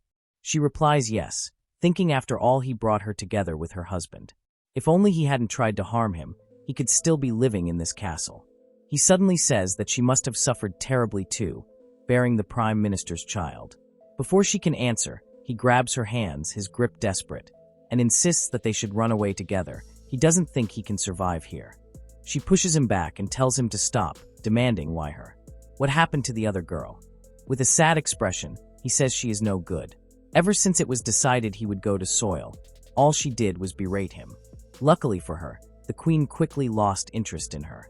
But she used being ignored as an excuse to get involved with the other husbands, one after another. Completely immersing herself in Soil's debauched lifestyle, he suddenly confesses that he had been deceived by her and now finally understands that Celestine and he were truly meant to be together. Once again, he pleads with her to run away with him. Celestine is aware he's just clinging to the past because he cannot face the reality before him. She replies to be honest, the way that girl has adapted to Soy makes her seem more resilient and admirable. She wonders what is the best way to deal with this hopeless ex-fiancé. With a smile, she tells him that it is an honor to know he thinks so highly of her. This garden party commemorating the nation's foundation has its doors open even to merchants who are not nobility, and opportunities like this rarely come along. They must approach it with everything they have. Later, some onlookers spot the Queen and the Prince talking and whisper among themselves. Aren't those the former Crown Prince and the Queen of Soil? They heard rumors about him living a terrible life under the Queen, but they seem to be getting along surprisingly well. One of the men asks what happened to that baron's daughter who went with him. The man next to him replies he saw her earlier walking in the rose garden with some other men. The husbands accompanying her say she is so innocent and adorable. The day it was decided that she would go to Soli, she was thrown into the depths of despair, but who would have thought this awaited her? However, the husband's attention drifts the moment Celestine's name is mentioned. Celestine, the name truly suits her, one thinks. Another husband remarks that such beauty perfectly matches her, but the first one says he wasn't at last night's party, so he wouldn't know. She is as beautiful as this rose, speak of the devil, and Celestine appears. The daughter of the Baron clenches her fist, silently fuming that the girl always seems to get in her way. She's also mad at the smug expression that she has while standing beside that old man. She thinks she's happier than someone like Celestine. She mentions to the man that she actually has a bit of a connection with Lady Celestine and asks if they would like to greet her together. The Baron's daughter steps forward and greets Celestine, saying it has been a while and apologizing for not recognizing her at first, adding that she has become so beautiful. Mark stands beside her, and she asks if they have come as a couple today. Celestine flatly says she come with her sons. The Baron's daughter watches Mark, struck by his striking beauty, and wonders silently who he is. But then it hits her, the book wasn't the book about her falling in love with her stepson or something. If that's true, she's living a life of luxury on the Prime Minister's money, and on top of that, she has made a young lover and even has a child. She remarks that their baby is beautiful and demands to hold him. But Celestine's expression shifts sharply, and she tells her she cannot touch him. Celestine points out that the ring she's wearing might hurt Luca. Dramatic tears fill the girl's eyes as she says that wasn't her intention, and adds that she really hasn't changed, has she? Once again, she casts her as the villain. Even back then, when she had clumsily fallen in love, she had banded together with others to corner her. Yet she forgave her, and still, here she is, targeting her and trying to bring her down. Mark lets out a sigh and tells Celestine they should go somewhere else, but she tells Mark no, she would like to hear a bit more. She gives the child to Mark and requests him to take care of Luca and to find the quiet spot and let him nap. Before he leaves, he warns Celestine not to overdo it. After a moment, Celestine says she has always wanted to have a proper talk with her. Without warning, she drops her head in apology and says back then she was so young and terribly immature. She was so fixated on staying on the predetermined path to becoming the crown princess that she convinced herself she absolutely had to be with him and ended up doing something so foolish. The girl, taken aback by the apology, finally allows a smug smile to appear on her face. That's right, she says. She had thrown all her jealousy at her, one-sidedly, and now asks if Celestine has any idea how she felt. Celestine casually says, but there is one thing that still bothers her. When she was accused of those crimes, there were so many charges that she had no memory of committing, like stealing her late grandmother's keepsake pendant or pushing her down the stairs, or inciting a runaway horse to make it try to trample her, or sending thugs to attack her. She pretends to think hard and asks could it be that there were others who tried to harm her besides her. The girl snaps. She can only imagine someone as vile as her could do such terrible things. Even the prince at that time said it must have been her. She turns to the onlookers watching and asks aren't they the ones who agreed with her, calling her a terrible woman when she told them about her. The prince shows up just as the girl storms forward to him and says Lady Celestine is being awful to her. He doesn't even glance at her, stepping past with nonchalance. Bowing his head at Celestine, he says he is truly sorry for what happened during the annulment of their engagement and wants to formally apologize. He admits back then he was completely intoxicated by her words of love, and he became utterly blind to everything else. The girl snaps, demanding why is he apologizing? Is he going to make her look like the villain too? The prince meets her gaze and tells her that she needs to take a more objective look at herself. She is so shallow, and he has long since woken up to the truth. Fuming, she snaps, calling him a traitor and blaming him for the entire situation. She tells him to stop lecturing her while putting himself on a pedestal. He responds calmly that is right, he is very weak, he spent his life running from fate until now. That is why he has decided to follow his destiny and show love to the Queen of Soil. Growth as a person is the goal, as Celestine has achieved. She scoffs. He, who was abandoned by the king, is already useless. Turning to the men around her, she declares that with their support, becoming the Queen of Soil is no longer just a dream, and after all, they are soil nobles. One of the men shakes his head and says she is mistaken. They are nothing more than the consorts in soil, no more, no less. They only interacted with her because she was his partner, who is a foreign country's royal. Without that connection, there's no reason for them to continue their relationship with her. Her face pales. Whispers ripple through the crowd, and unable to vent her anger elsewhere, the girl turns it toward Celestine. She thinks if only she didn't exist. Celestine observes her coldly, thinking that the girl mistakes greed for love, never understanding what true love is, and even being abandoned by someone she once took from another. Without warning, the girl lunges at Celestine, and the guards rush to restrain her. She turns to her husband, who has fallen while protecting her, and asks softly if she is unharmed. She says her husband protected her and presses a kiss to her cheek, leaving everyone around them shocked. As Celestine watches the girl being led away, she wonders what will become of her. The Prime Minister remarks that the girl will likely be released after a few days of detention. Judging by her demeanor, she probably knows nothing of her family's situation. After her release, she will be divorced by both the Crown Prince and the Queen. Her family will be dispersed, and with her own suspected involvements in their crimes, no one will lend her a hand. And what happens after that is something they don't need to concern themselves with. Celestine still feels a little sad because she did not entirely dislike her honesty about her desires. The Prime Minister notices the Queen standing with a sad expression and asks if something is the matter, pointing out that she seems unwell. She turns to Celestine and asks, "Does she truly love the Prime Minister?" Celestine smiles. Of course. Why would she ask such a thing? The Queen supposes she may have given up long ago.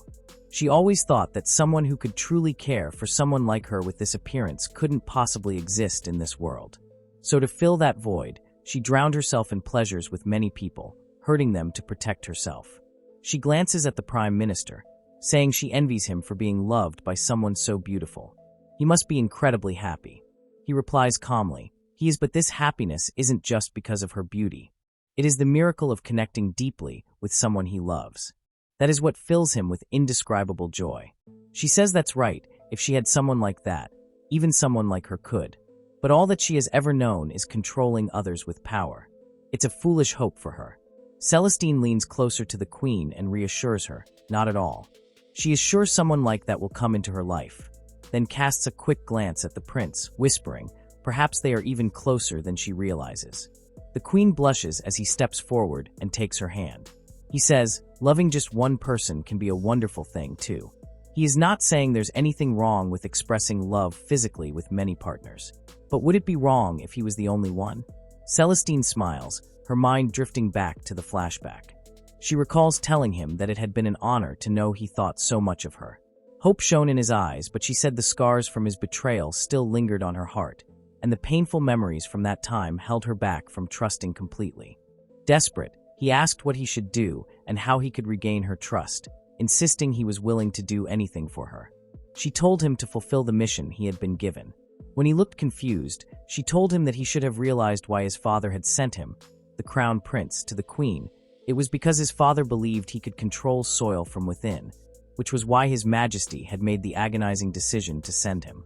The prince burst out that the king had never said such a thing, and that besides, the Queen's authority in soil was far too strong, leaving no room to exploit. She leaned closer and explained that he must use his incredible charm to win over Her Majesty the Queen's heart, and that if he succeeded, they would meet again at this place of memories. In the present, the Queen looks down and murmurs, to love just one person. Can that truly be done? He looks at her and murmurs he hopes that person will be him, calling her his beloved queen. Celestine recalls also explaining that Soli is not only rich in fabrics but abundant in gold. If he brings that wealth into their nation, it will lead to great profits. If he accomplishes this mission admirably, she believes she will finally be able to trust him with all her heart. The prince asked would that make things right between them. She lied, yes. The Queen's gaze drifts to a nearby flower bed. That one over there, nothing is planted yet. Celestine smiles and notes apparently, the seeds have just been sown. The Queen murmurs in that case. She looks forward to seeing what kind of flowers will bloom. Celestine quietly wonders what flowers will appear. If they turn out golden, it would be simply wonderful. She cries out she cannot bear the thought of being apart from him. The Prime Minister, looking emotional himself, tells her not to cry. If she says something like that, that will make it hard for him to leave too. Mark asks them what are the two doing so early in the morning. He mutters it is just the annual inspection. He is only leaving the estate for a short while. The Prime Minister grumbles he doesn't want to go to work. Mark tells him not to say childish things. After he leaves, Mark sighs in relief that he is gone, and then says he used to barely come home except for work. And now he has really changed, hasn't he? Seelstein asks really. So Mark explains, before she came back, when his mother was around, things were truly terrible. Now that Seelstein thinks about it, she hasn't heard much about his former wife. She asks Mark what kind of person was she. Mark is honest and replies she wasn't someone worth praising. She was a spendthrift and self-centered, always harsh on the servants. In the end, she had an affair with a young artist she was sponsoring and disappeared with father's money. Seelstein smiles and asks what happened after that. Mark says who knows, by then he had already joined the Knights and wasn't living at the estate anymore. But with that personality, he is sure she is stubbornly surviving somewhere.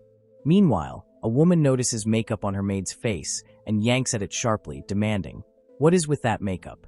Isn't it a bit too flashy for a mere servant?"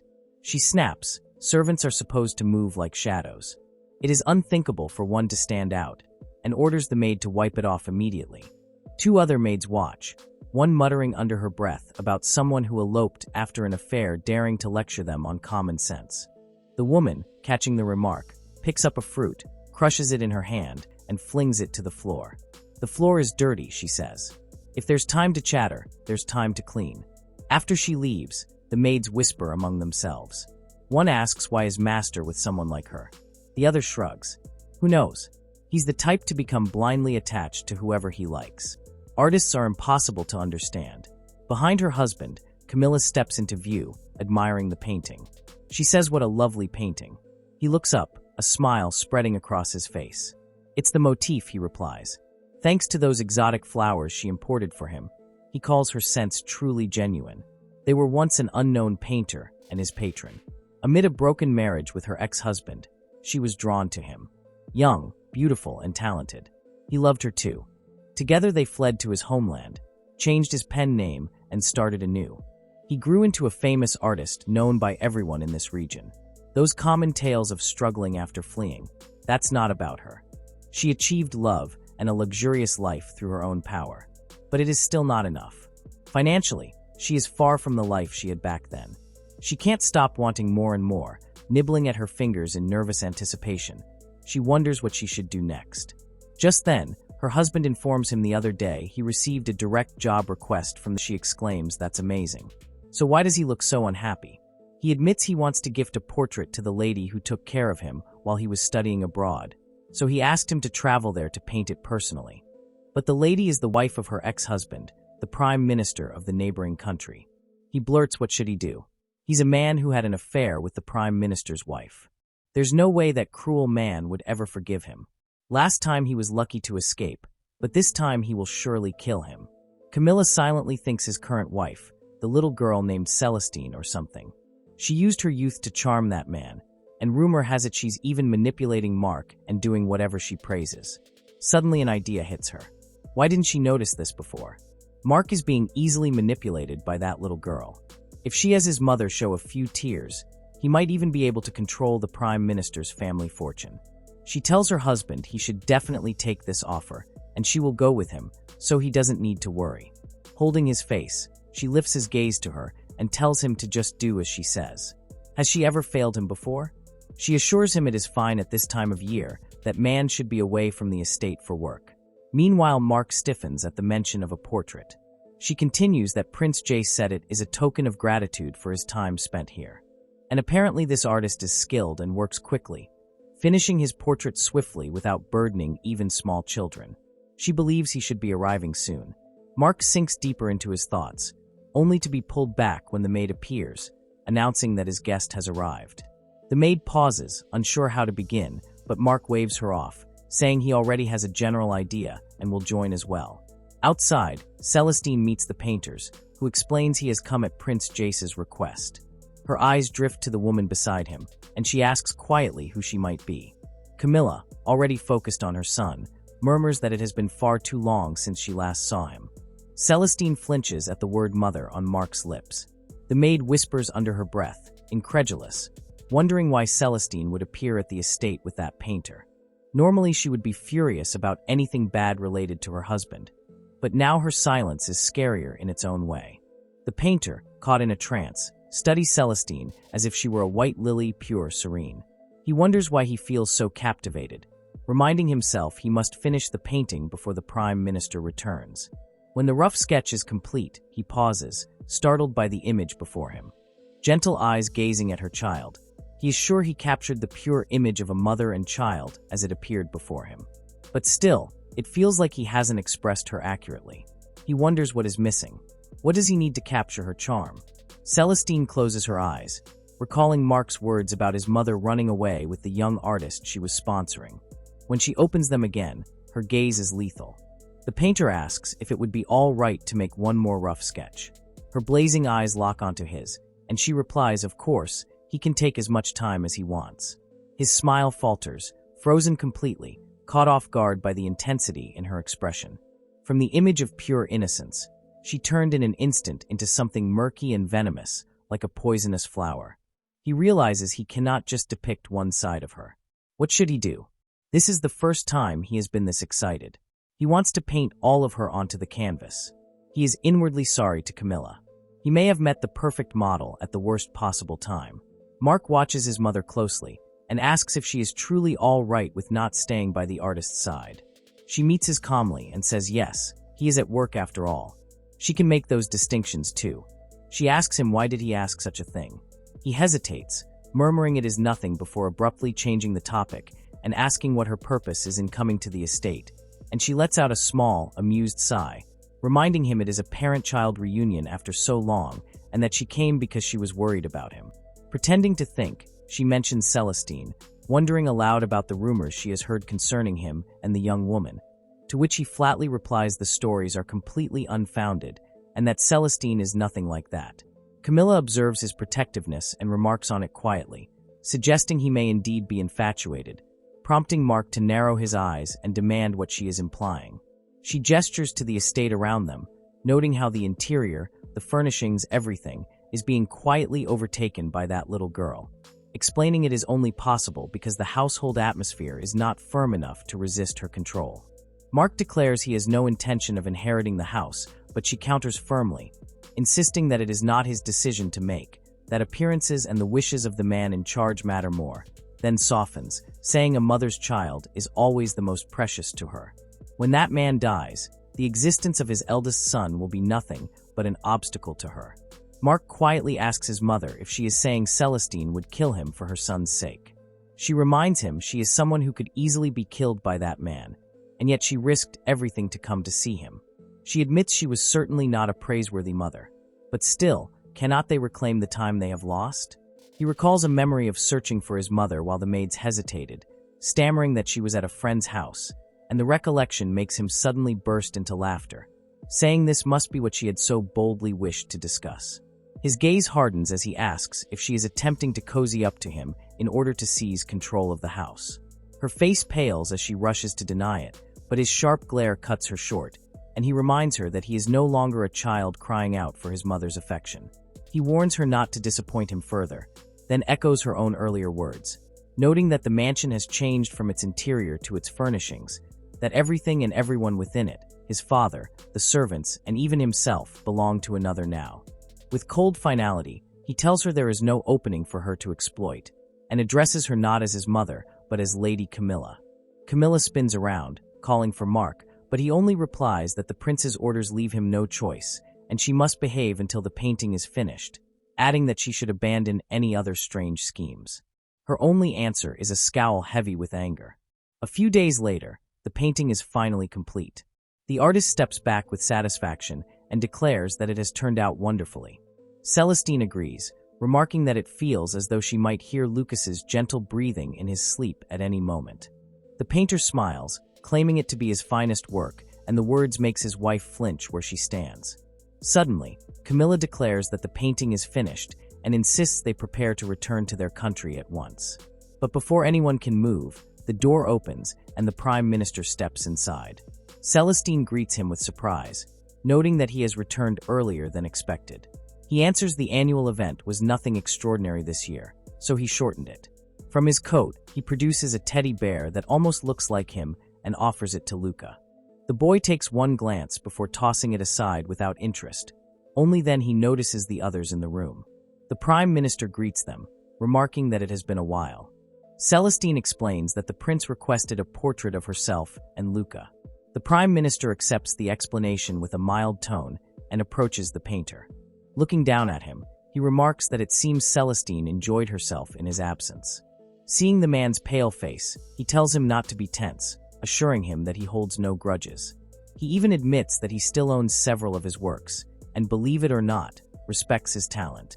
The painter blurts that he committed an unforgivable act, but the Prime Minister says that at the time he had neglected his household, so part of the was his own.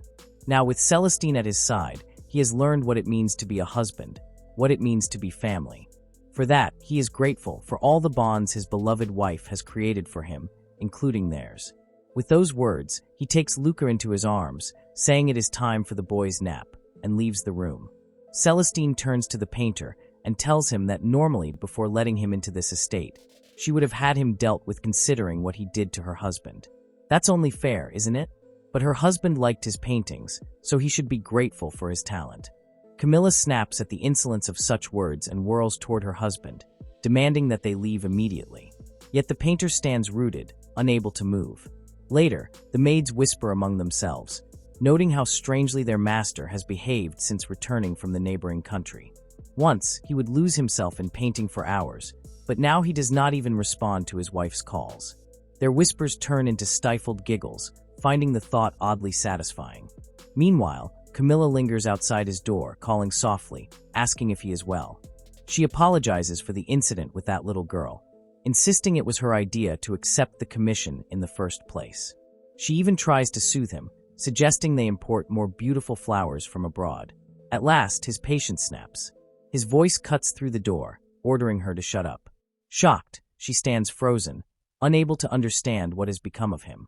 Inside, his room is buried beneath countless sketches of Celestine, her image haunting every corner. There is an artist indispensable to the history of art of this world. He gained fame at a young age, but one day he suddenly disappeared from the public stage. He caused a stir in society once more after his death, when over 200 paintings were discovered in his room. All of them depicted a noble woman from an esteemed family. The woman he painted was portrayed either as a saint, cherishing her child, or a sinister yet beautiful femme fatale, appearing as if she was two completely different persons, sparking debates in modern historical studies about her true character. It is said that he never parted with that lady's paintings until his death, living a life of considerable poverty. Yet he would say he has found a thing to dedicate his life to and continued painting that lady until his death. His wife's memoir described him as he had been bewitched by a devil. Her innocent eyes are fixed on the roses as she exclaims that the flowers her father has grown are the most beautiful she has ever seen. Smiling, he tells her that this rose was cultivated with her in mind. Eyes sparkling, she asks her father to write a story with this rose as the main character. The request barely leaves her lips before her mother snaps, scolding her not to burden him with such impossible demands. But the child insists, reminding them that she has already read every book in the house and that the last story he wrote for her was wonderful. At last, the father sighs in defeat and promises he will try to have the story ready by her birthday. Overjoyed, the little girl exclaims she loves him. Her mother protests that he is spoiling her far too much, but the father only laughs. A simple, ordinary day filled with laughter over trivial stories. He thought they could walk through time together forever. As he stood before the graves of his wife and child, people quietly murmured that both had been lost to the epidemic. The story he promised to write remains unfinished, forever by his side. It has been over 10 years since then. For certain reasons, he is now working as a gardener for the Prime Minister's household.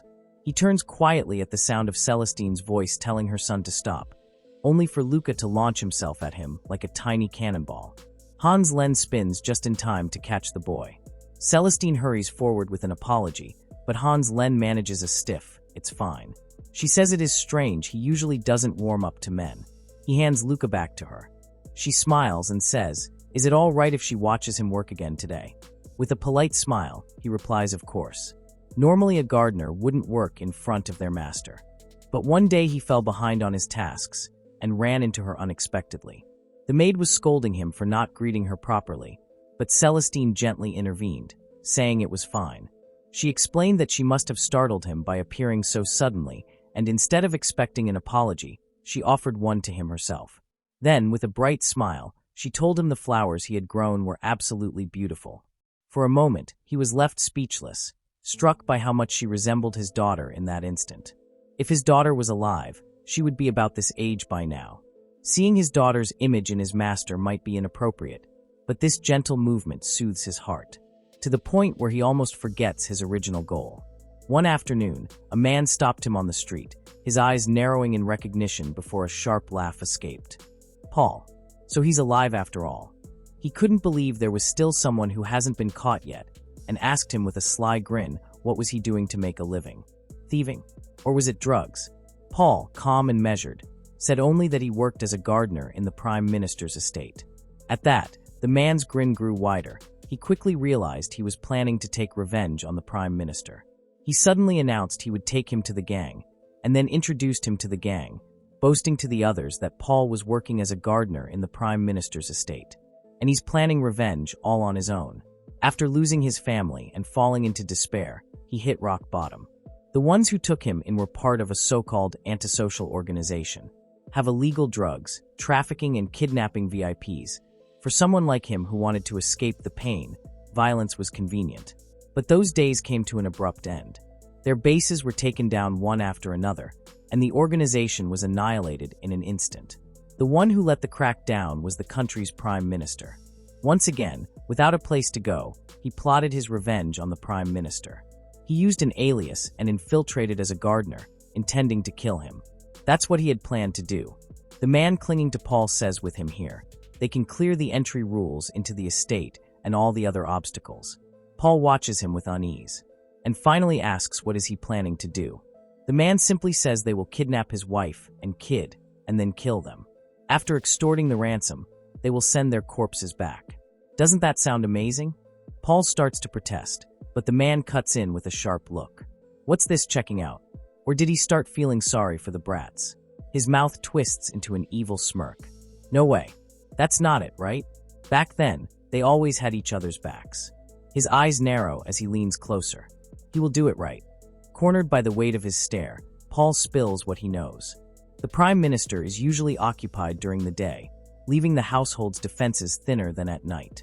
During that time, Celestine enjoys tea in the garden with Luca, and if there's ever a chance to strike, that's when the man's grin sharpens. Hiding behind the bushes, he tilts his head toward Paul and lowers his voice, telling him to stick to the plan and distract the servants. Meanwhile, they will go after the kid and the woman. Just as Paul predicted, they find Celestine in the garden, where she looks up from her seat with calm poise and casually asks who they might be. The man strides forward with a mocking tone, saying she's acting all calm, as if she doesn't understand the situation she is in, and when his eyes sweep the garden he mutters, "Where's the kid?" before shrugging and deciding to take the woman for now. But before he can lay a hand on her, Paul slams into him from behind and drives him to the ground, prompting the man to snarl that he has betrayed them. Paul apologizes that he just couldn't allow any harm to come to Celestine or Luca, but the man sneers with contempt, asking if he thinks he can suddenly become a saint. Before the tension can snap further, Celestine giggles, making the man whip his head toward her and demand what is so funny, and she tilts her head with a smile, saying she is sorry, but he is worrying about such trivial things, that true evil lives boldly even in the light, and asking, "Right, dear?" At that cue, the Prime Minister finally steps into view, beads of sweat on his forehead betraying his haste as he had rushed over the moment he heard the report, his stern gaze fixing on her as he warns it is dangerous for her to confront intruders like this. Yet Celestine only smiles brighter, saying she heard about the scheme from Paul and personally asked him to handle it this way because with this, their crimes will carry a heavier penalty.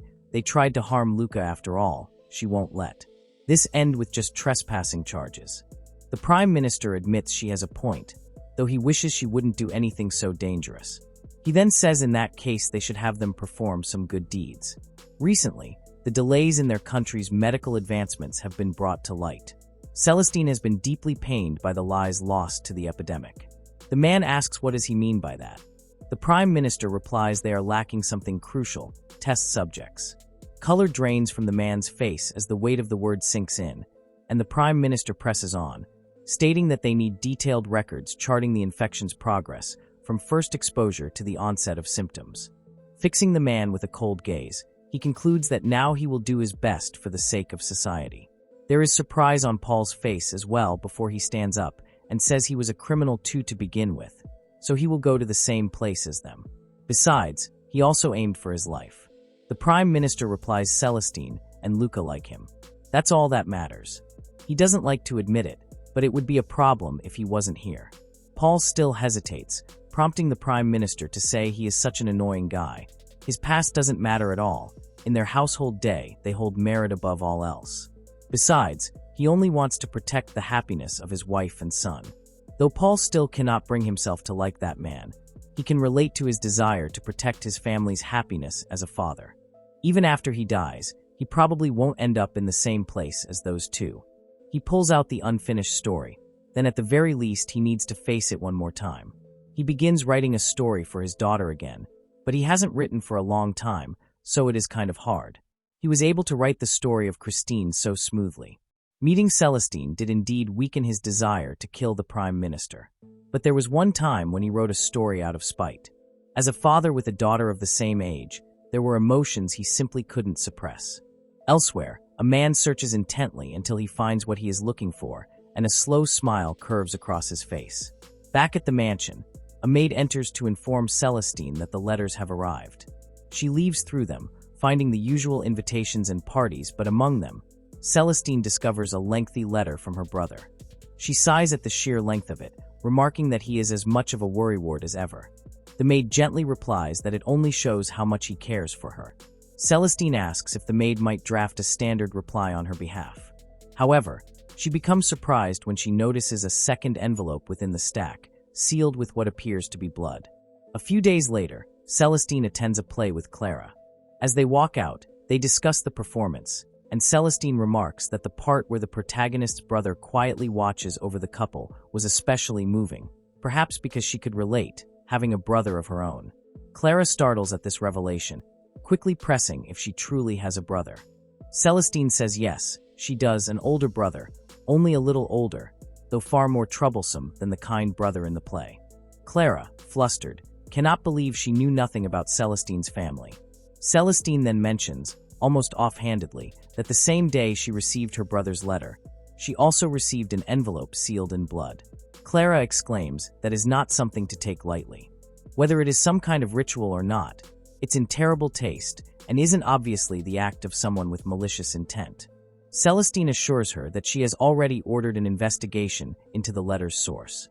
Besides, she adds, in her household such provocations are not uncommon, and they must be dealt with calmly.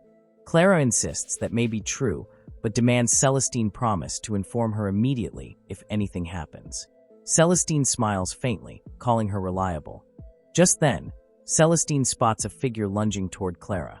Without hesitation, she pulls her friend aside, toppling to the ground in the process. The sudden jolt summons an old memory. She is a child again, telling her brother she will one day marry a prince and become the happiest princess in the world. He says she can do it, or rather she will make it happen. He then asks her what kind of prince she dreams of. She starts to answer, but falters, her mind going blank. When she opens her eyes again, her worried husband is by her side, with Clara anxiously exclaiming whether she is unharmed. Celestine sits up slowly, dazed, and asks in confusion where she is. Celestine turns to her husband, addressing him with chilling formality as Prime Minister, and asks if he knows anything. The stark distance of her words makes his face blanch, yet he only murmurs that she must still be confused. Clara quickly interjects, explaining that Celestine had shielded her when someone tried to attack, and in the scuffle she had fallen down the stairs.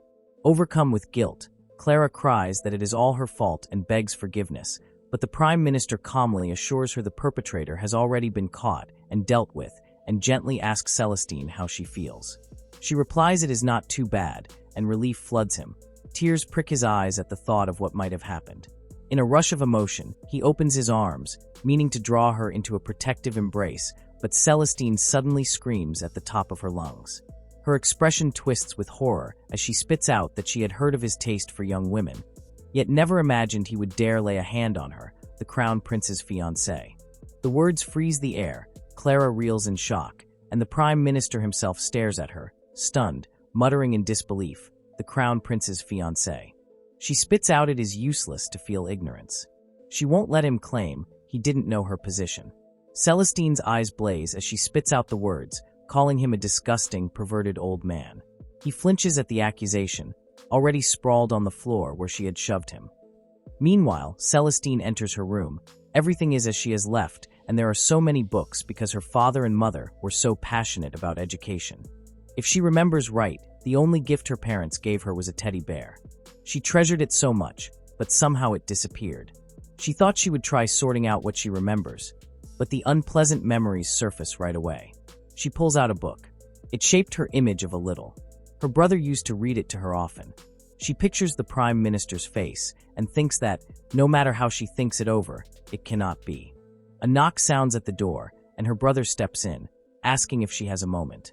Without waiting for an answer, he takes her hand and urges her to follow.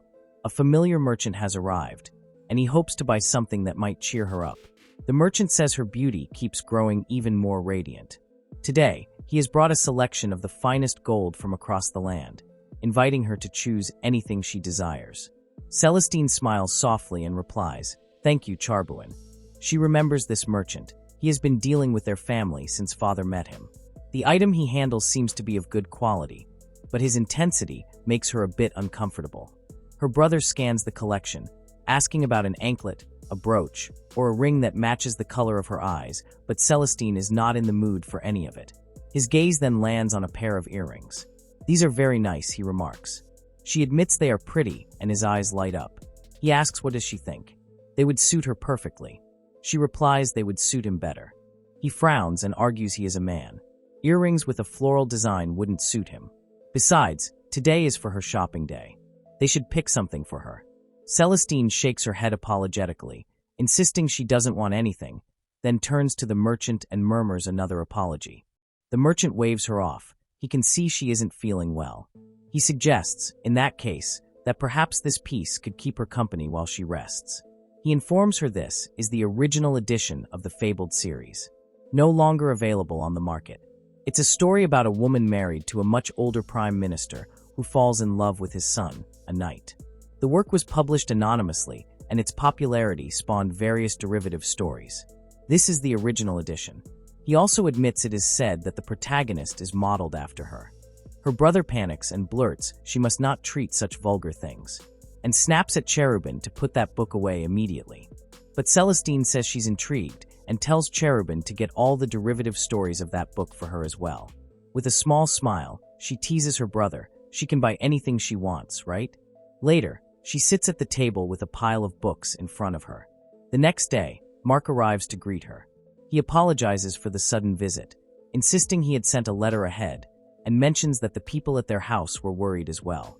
After a pause, he clears his throat and admits his father had originally intended to come. She regards him quietly before speaking. He must be Lord Mark, the Prime Minister's son. Later, in the garden, Mark tells her he's glad to see she's doing well.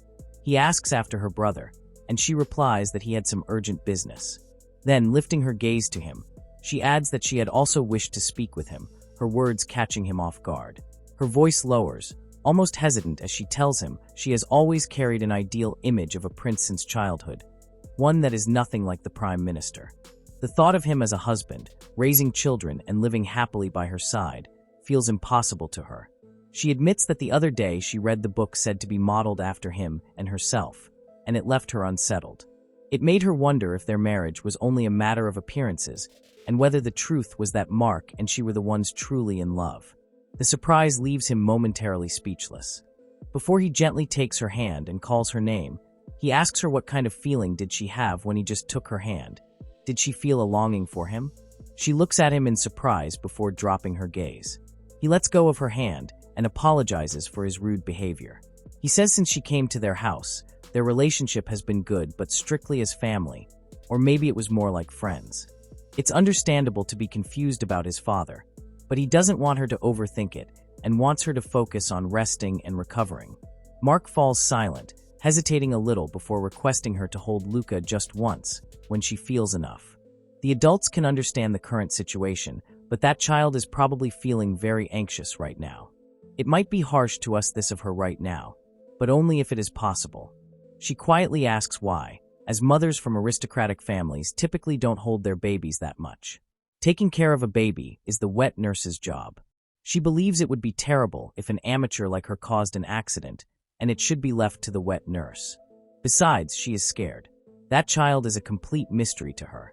Mark realizes to the current Celestine, Luca must symbolize the memory she has lost. He apologizes for asking too much and decides to leave it for today. He tells her that if anything troubles her, he will help however he can. With that, he simply walks away. Meanwhile, Wester silently seethes, thinking why did work suddenly come up, and for such a meaningless party too. He just wants to stay close to Celeste for as long as he can right now. Just then, a man appears and asks if he is, by any chance, Lord Wester. He turns around and recognition strikes him. Ludwig, the little Celestine, snapped at Lou, reminding him that escorting a lady was a prince's duty. At this point, it seemed she was still better at playing the prince. She held out her hand and warned that she would leave him behind if he didn't take it. She awoke from the dream, thinking it had been just a nostalgic dream. If she is not mistaken, that boy is from a foreign country who she used to play with when she was a child. But why is she dreaming about this now? She notices the texture of her skin and realizes she hasn't been able to take care of herself lately with everything going on. Outside, she spots her brother and asks if he has a moment. He looks slightly flustered at seeing her and asks what's the matter, acting a little strange. When she points it out, he blurts what does she mean, he is perfectly normal. She admits her skin has gotten a bit rough and wonders if he has anything for skin care. He hands her a product, saying it's popular with the ladies, and warns her to throw it away immediately if it doesn't suit her. She nods, but he insists he means it, making her think her brother is such a weirdo. He then remembers her tea party with friends that afternoon, and she confirms she wants to catch up with them, thinking meeting old friends might trigger changes in her memories. Her brother apologizes for the sudden request, but asks if she can spare time before then, as there's someone he wants her to meet, someone he ran into by chance at the party the other day, and promises she'll be surprised. She turns to see Louis standing before him, smiling. It's been a while, he says. She asks if he's Lou, and though surprised at first, he grins and confirms. She smiles back, and he says he remembered her. She notes he's grown up, and he pouts, saying the way she says it makes him feel like a kid, before bragging that he has overtaken his father's position and become the youngest diplomat with a promising future. She mumbles that now he's just bragging, and he blushes, asking if that's wrong. She laughs, apologizes for teasing, and admits he has become quite a wonderful man. A smile breaks through his face, and he asks playfully, like a prince. She doesn't notice in as he drops to his knees and presses a quick kiss to her hand. He grins and says he's just kidding. She snaps, demanding, who said he could go that far. As if used to her tantrums, he reasons that it was just a greeting. Her brother glares at him and says he invited him because he thought meeting an old friend might cheer Celestine a little. But it seems she has let her guard down. He remembers that she has lost some memories and asks if there is any way he can help. When he was a child, he came to this country because of his father's work. He couldn't make friends in a foreign land and felt so alone, but Celestine was the one who saved him. She knew he was the son of the diplomat who was talking with her father, and she decided to play with him as a special favor until their fathers finished business. And that day, she gave him a nickname. Lulu was so happy. The few moments he spent with her were the most treasured memories. And that is why now he wants to repay the kindness. Lou thinks about it. The only memories that she lost were the ones after the marriage. He suggests it could be that her marriage to that man was something she wanted to forget that badly. After all, she used to say her dream was to marry a prince, like in a storybook. It must have been painful. His expression hardens as he declares that if it were him, he would never make her feel that way. At his words, her brother stands in outrage, cursing him, but he meets the glare with a smile and challenges him, saying even he knows deep down that he is better than that man. That's why he let him meet her. He turns to Celestine and asks if she knows there was once talk of arranging an engagement between them, meant to strengthen relations between their nations. Though she had always treated him like a little brother, so he never thought she saw him any other way. Now he has grown up, and from now on he would be happy if she saw him as a man. With that, he rises, saying he would feel bad staying too long. Later, as Celestine has tea with her friends, her mind remains conflicted. She still cannot believe her marriage to the Prime Minister, and Luca's presence makes her feel like she doesn't know herself anymore. It's terrifying, but at the same time, there's this sense of loss, as if she has let go of something precious. The discomfort grows stronger with each passing day. She snaps out of her thoughts when a friend asks what is the matter, and replies she was just spacing out. Her friend then says she had such a lovely scent. What kind of perfume does she use? But Celestine isn't wearing one, and guesses it could be from the care product that she used on her hands earlier. She tells her friends it was a gift, mentioning that the product is apparently trending among the ladies right now. Her friend frowns. That can't be possible, as she has a hobby of learning about all sorts of care products, and this one seems almost custom-made. Celestine stiffens in surprise. Her friend smiles and adds that the design is beautiful, asking if her husband gave it to her. Celestine replies that it was her brother. Celestine enters her brother's room, feeling hesitant as he's not here, but she has no choice. This morning, her brother seemed like he was hiding something from her. She spots a note on his desk and picks it up, unusual for her meticulous brother to put something so carelessly. The note says the product was blended specifically for Celestine. He knew she had sensitive skin, so he thought she might need it and wanted her to have it. Celestine's heart suddenly races as she realizes it is from the Prime Minister. Meanwhile, the Prime Minister is in the dungeon and asks about the condition of the man who was captured. The knight replies the man insists he doesn't know anything and refuses to speak. The man swears he is telling the truth. He really doesn't know. He explains that by the time he came to his senses, he had already been caught and that he doesn't understand anything at all, including anything about that woman. The Prime Minister grabs the man's face and asks was it him who sent the letter? Who else is behind this? Did he target Celestine? He demands answers, his grip tightening as he tells him to spit it out. He dared to lay hands on someone precious to him, and now he thinks he can get away unscathed. Meanwhile, Celestine confronts her brother with a note. Her brother asks why does she have it? She looks away and apologizes for entering his room without permission, but demands why did he hide something that was meant for her. He flinches at the accusation in her voice and insists that's not it, he was only trying to protect her. But she refuses to listen to his excuses, declaring that if he ever does something like this again, she will never speak to him. Stepping outside, she looks at the butler and says there is someone she would like to invite to the manor, asking that a letter be sent to that person. Later, Clara cries like a baby, firing question after question about her health and leaving Celestine overwhelmed, who tells her to calm down. She didn't call her here just for her to cry.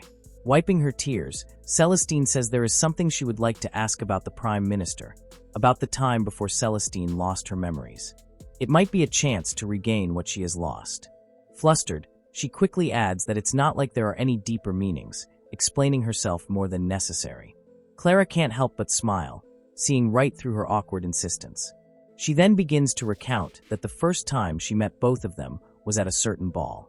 Embarrassingly, back then she had a sense of strong rivalry with her, fueled by her admiration.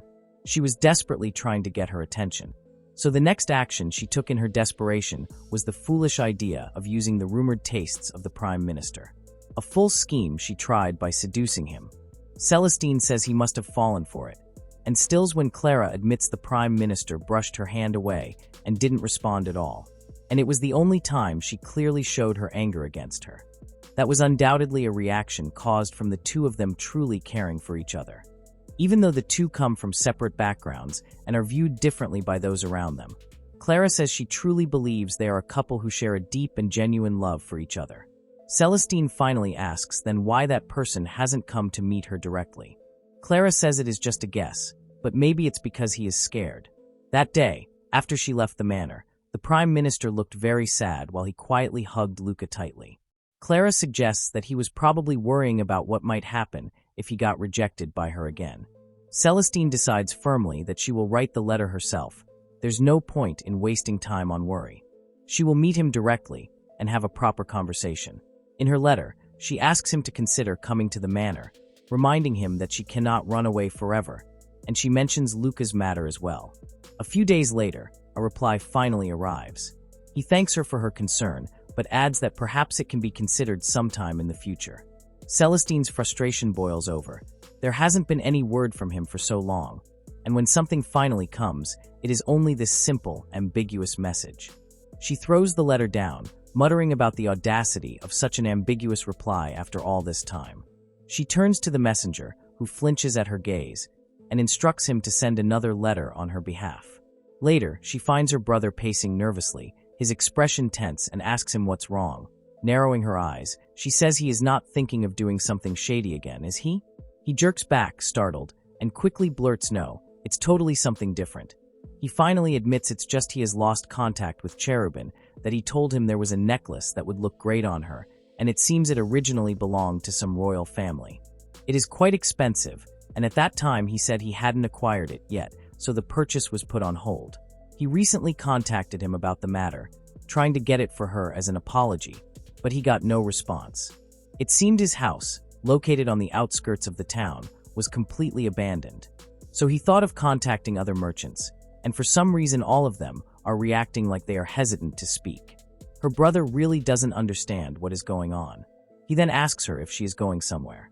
She replies no, she is here to welcome a guest. She opens the door and beams at the guest. Mark returns her greetings before looking at her brother and acknowledging him as well. Wester snaps what is going on.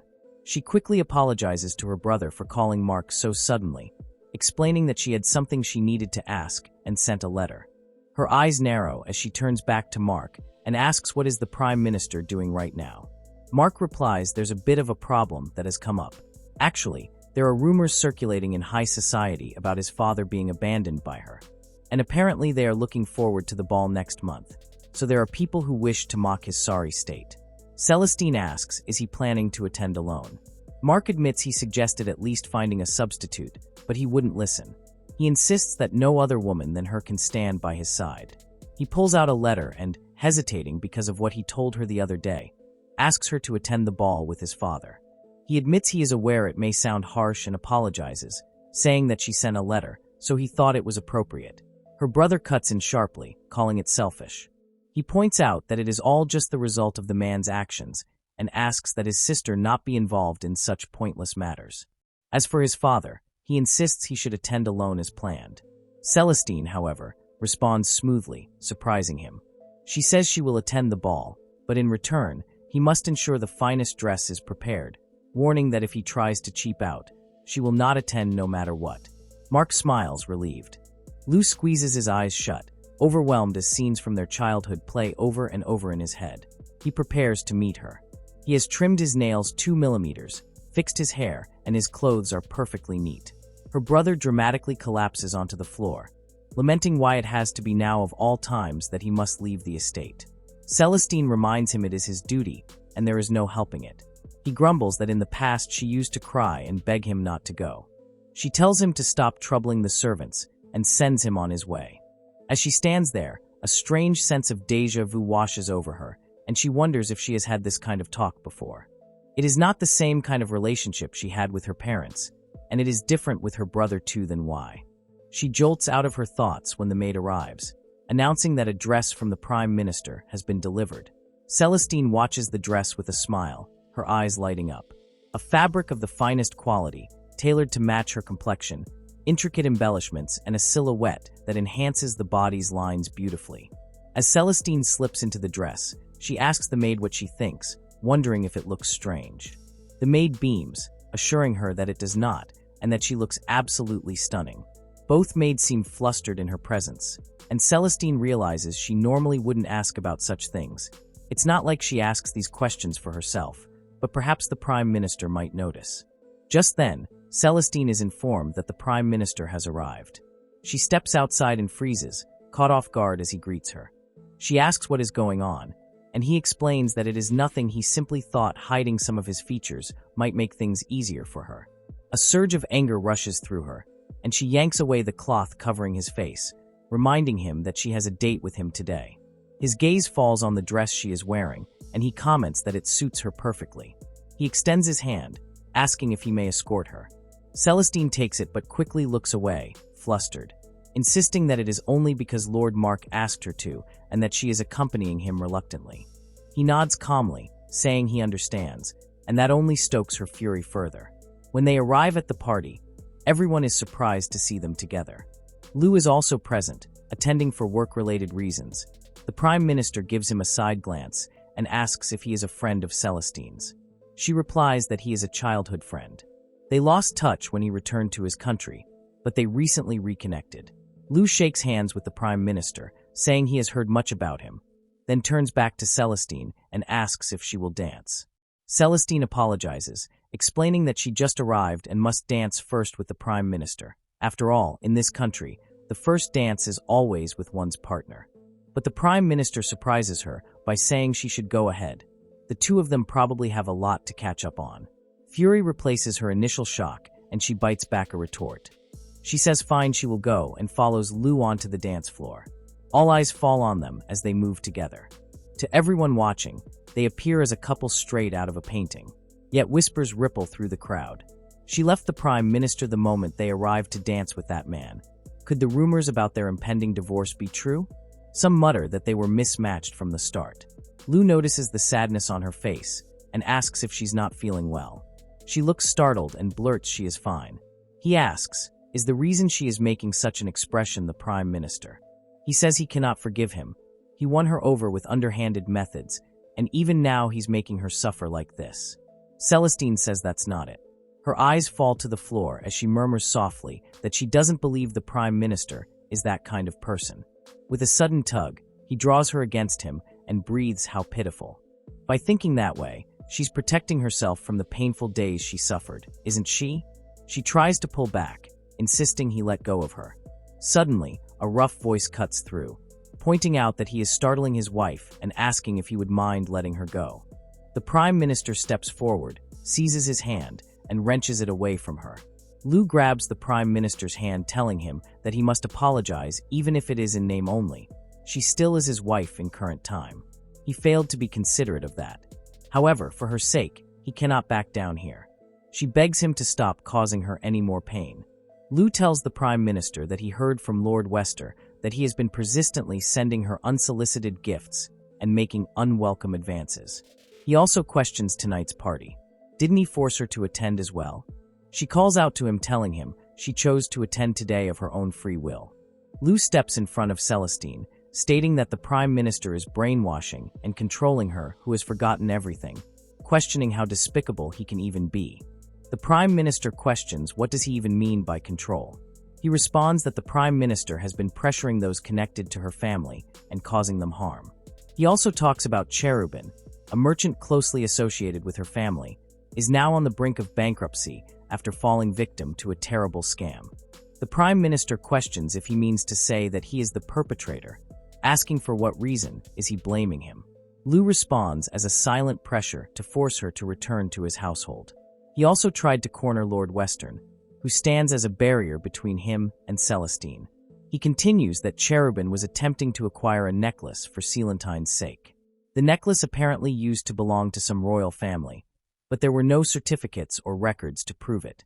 Any ordinary merchant would have avoided such a risky item, but he had absolute confidence in his judgment.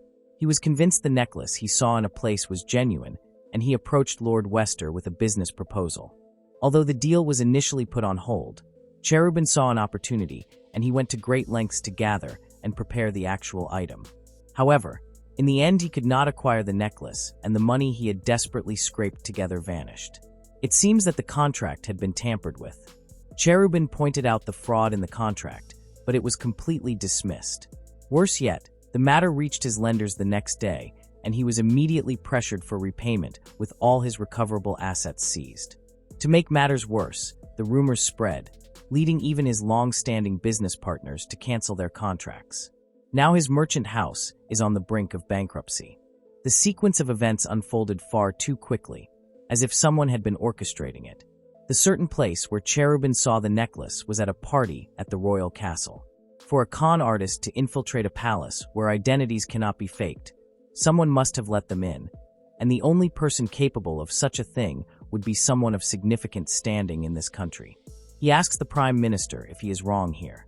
The Prime Minister stays quiet for a while before he begins to laugh, stating that this is truly marvelous.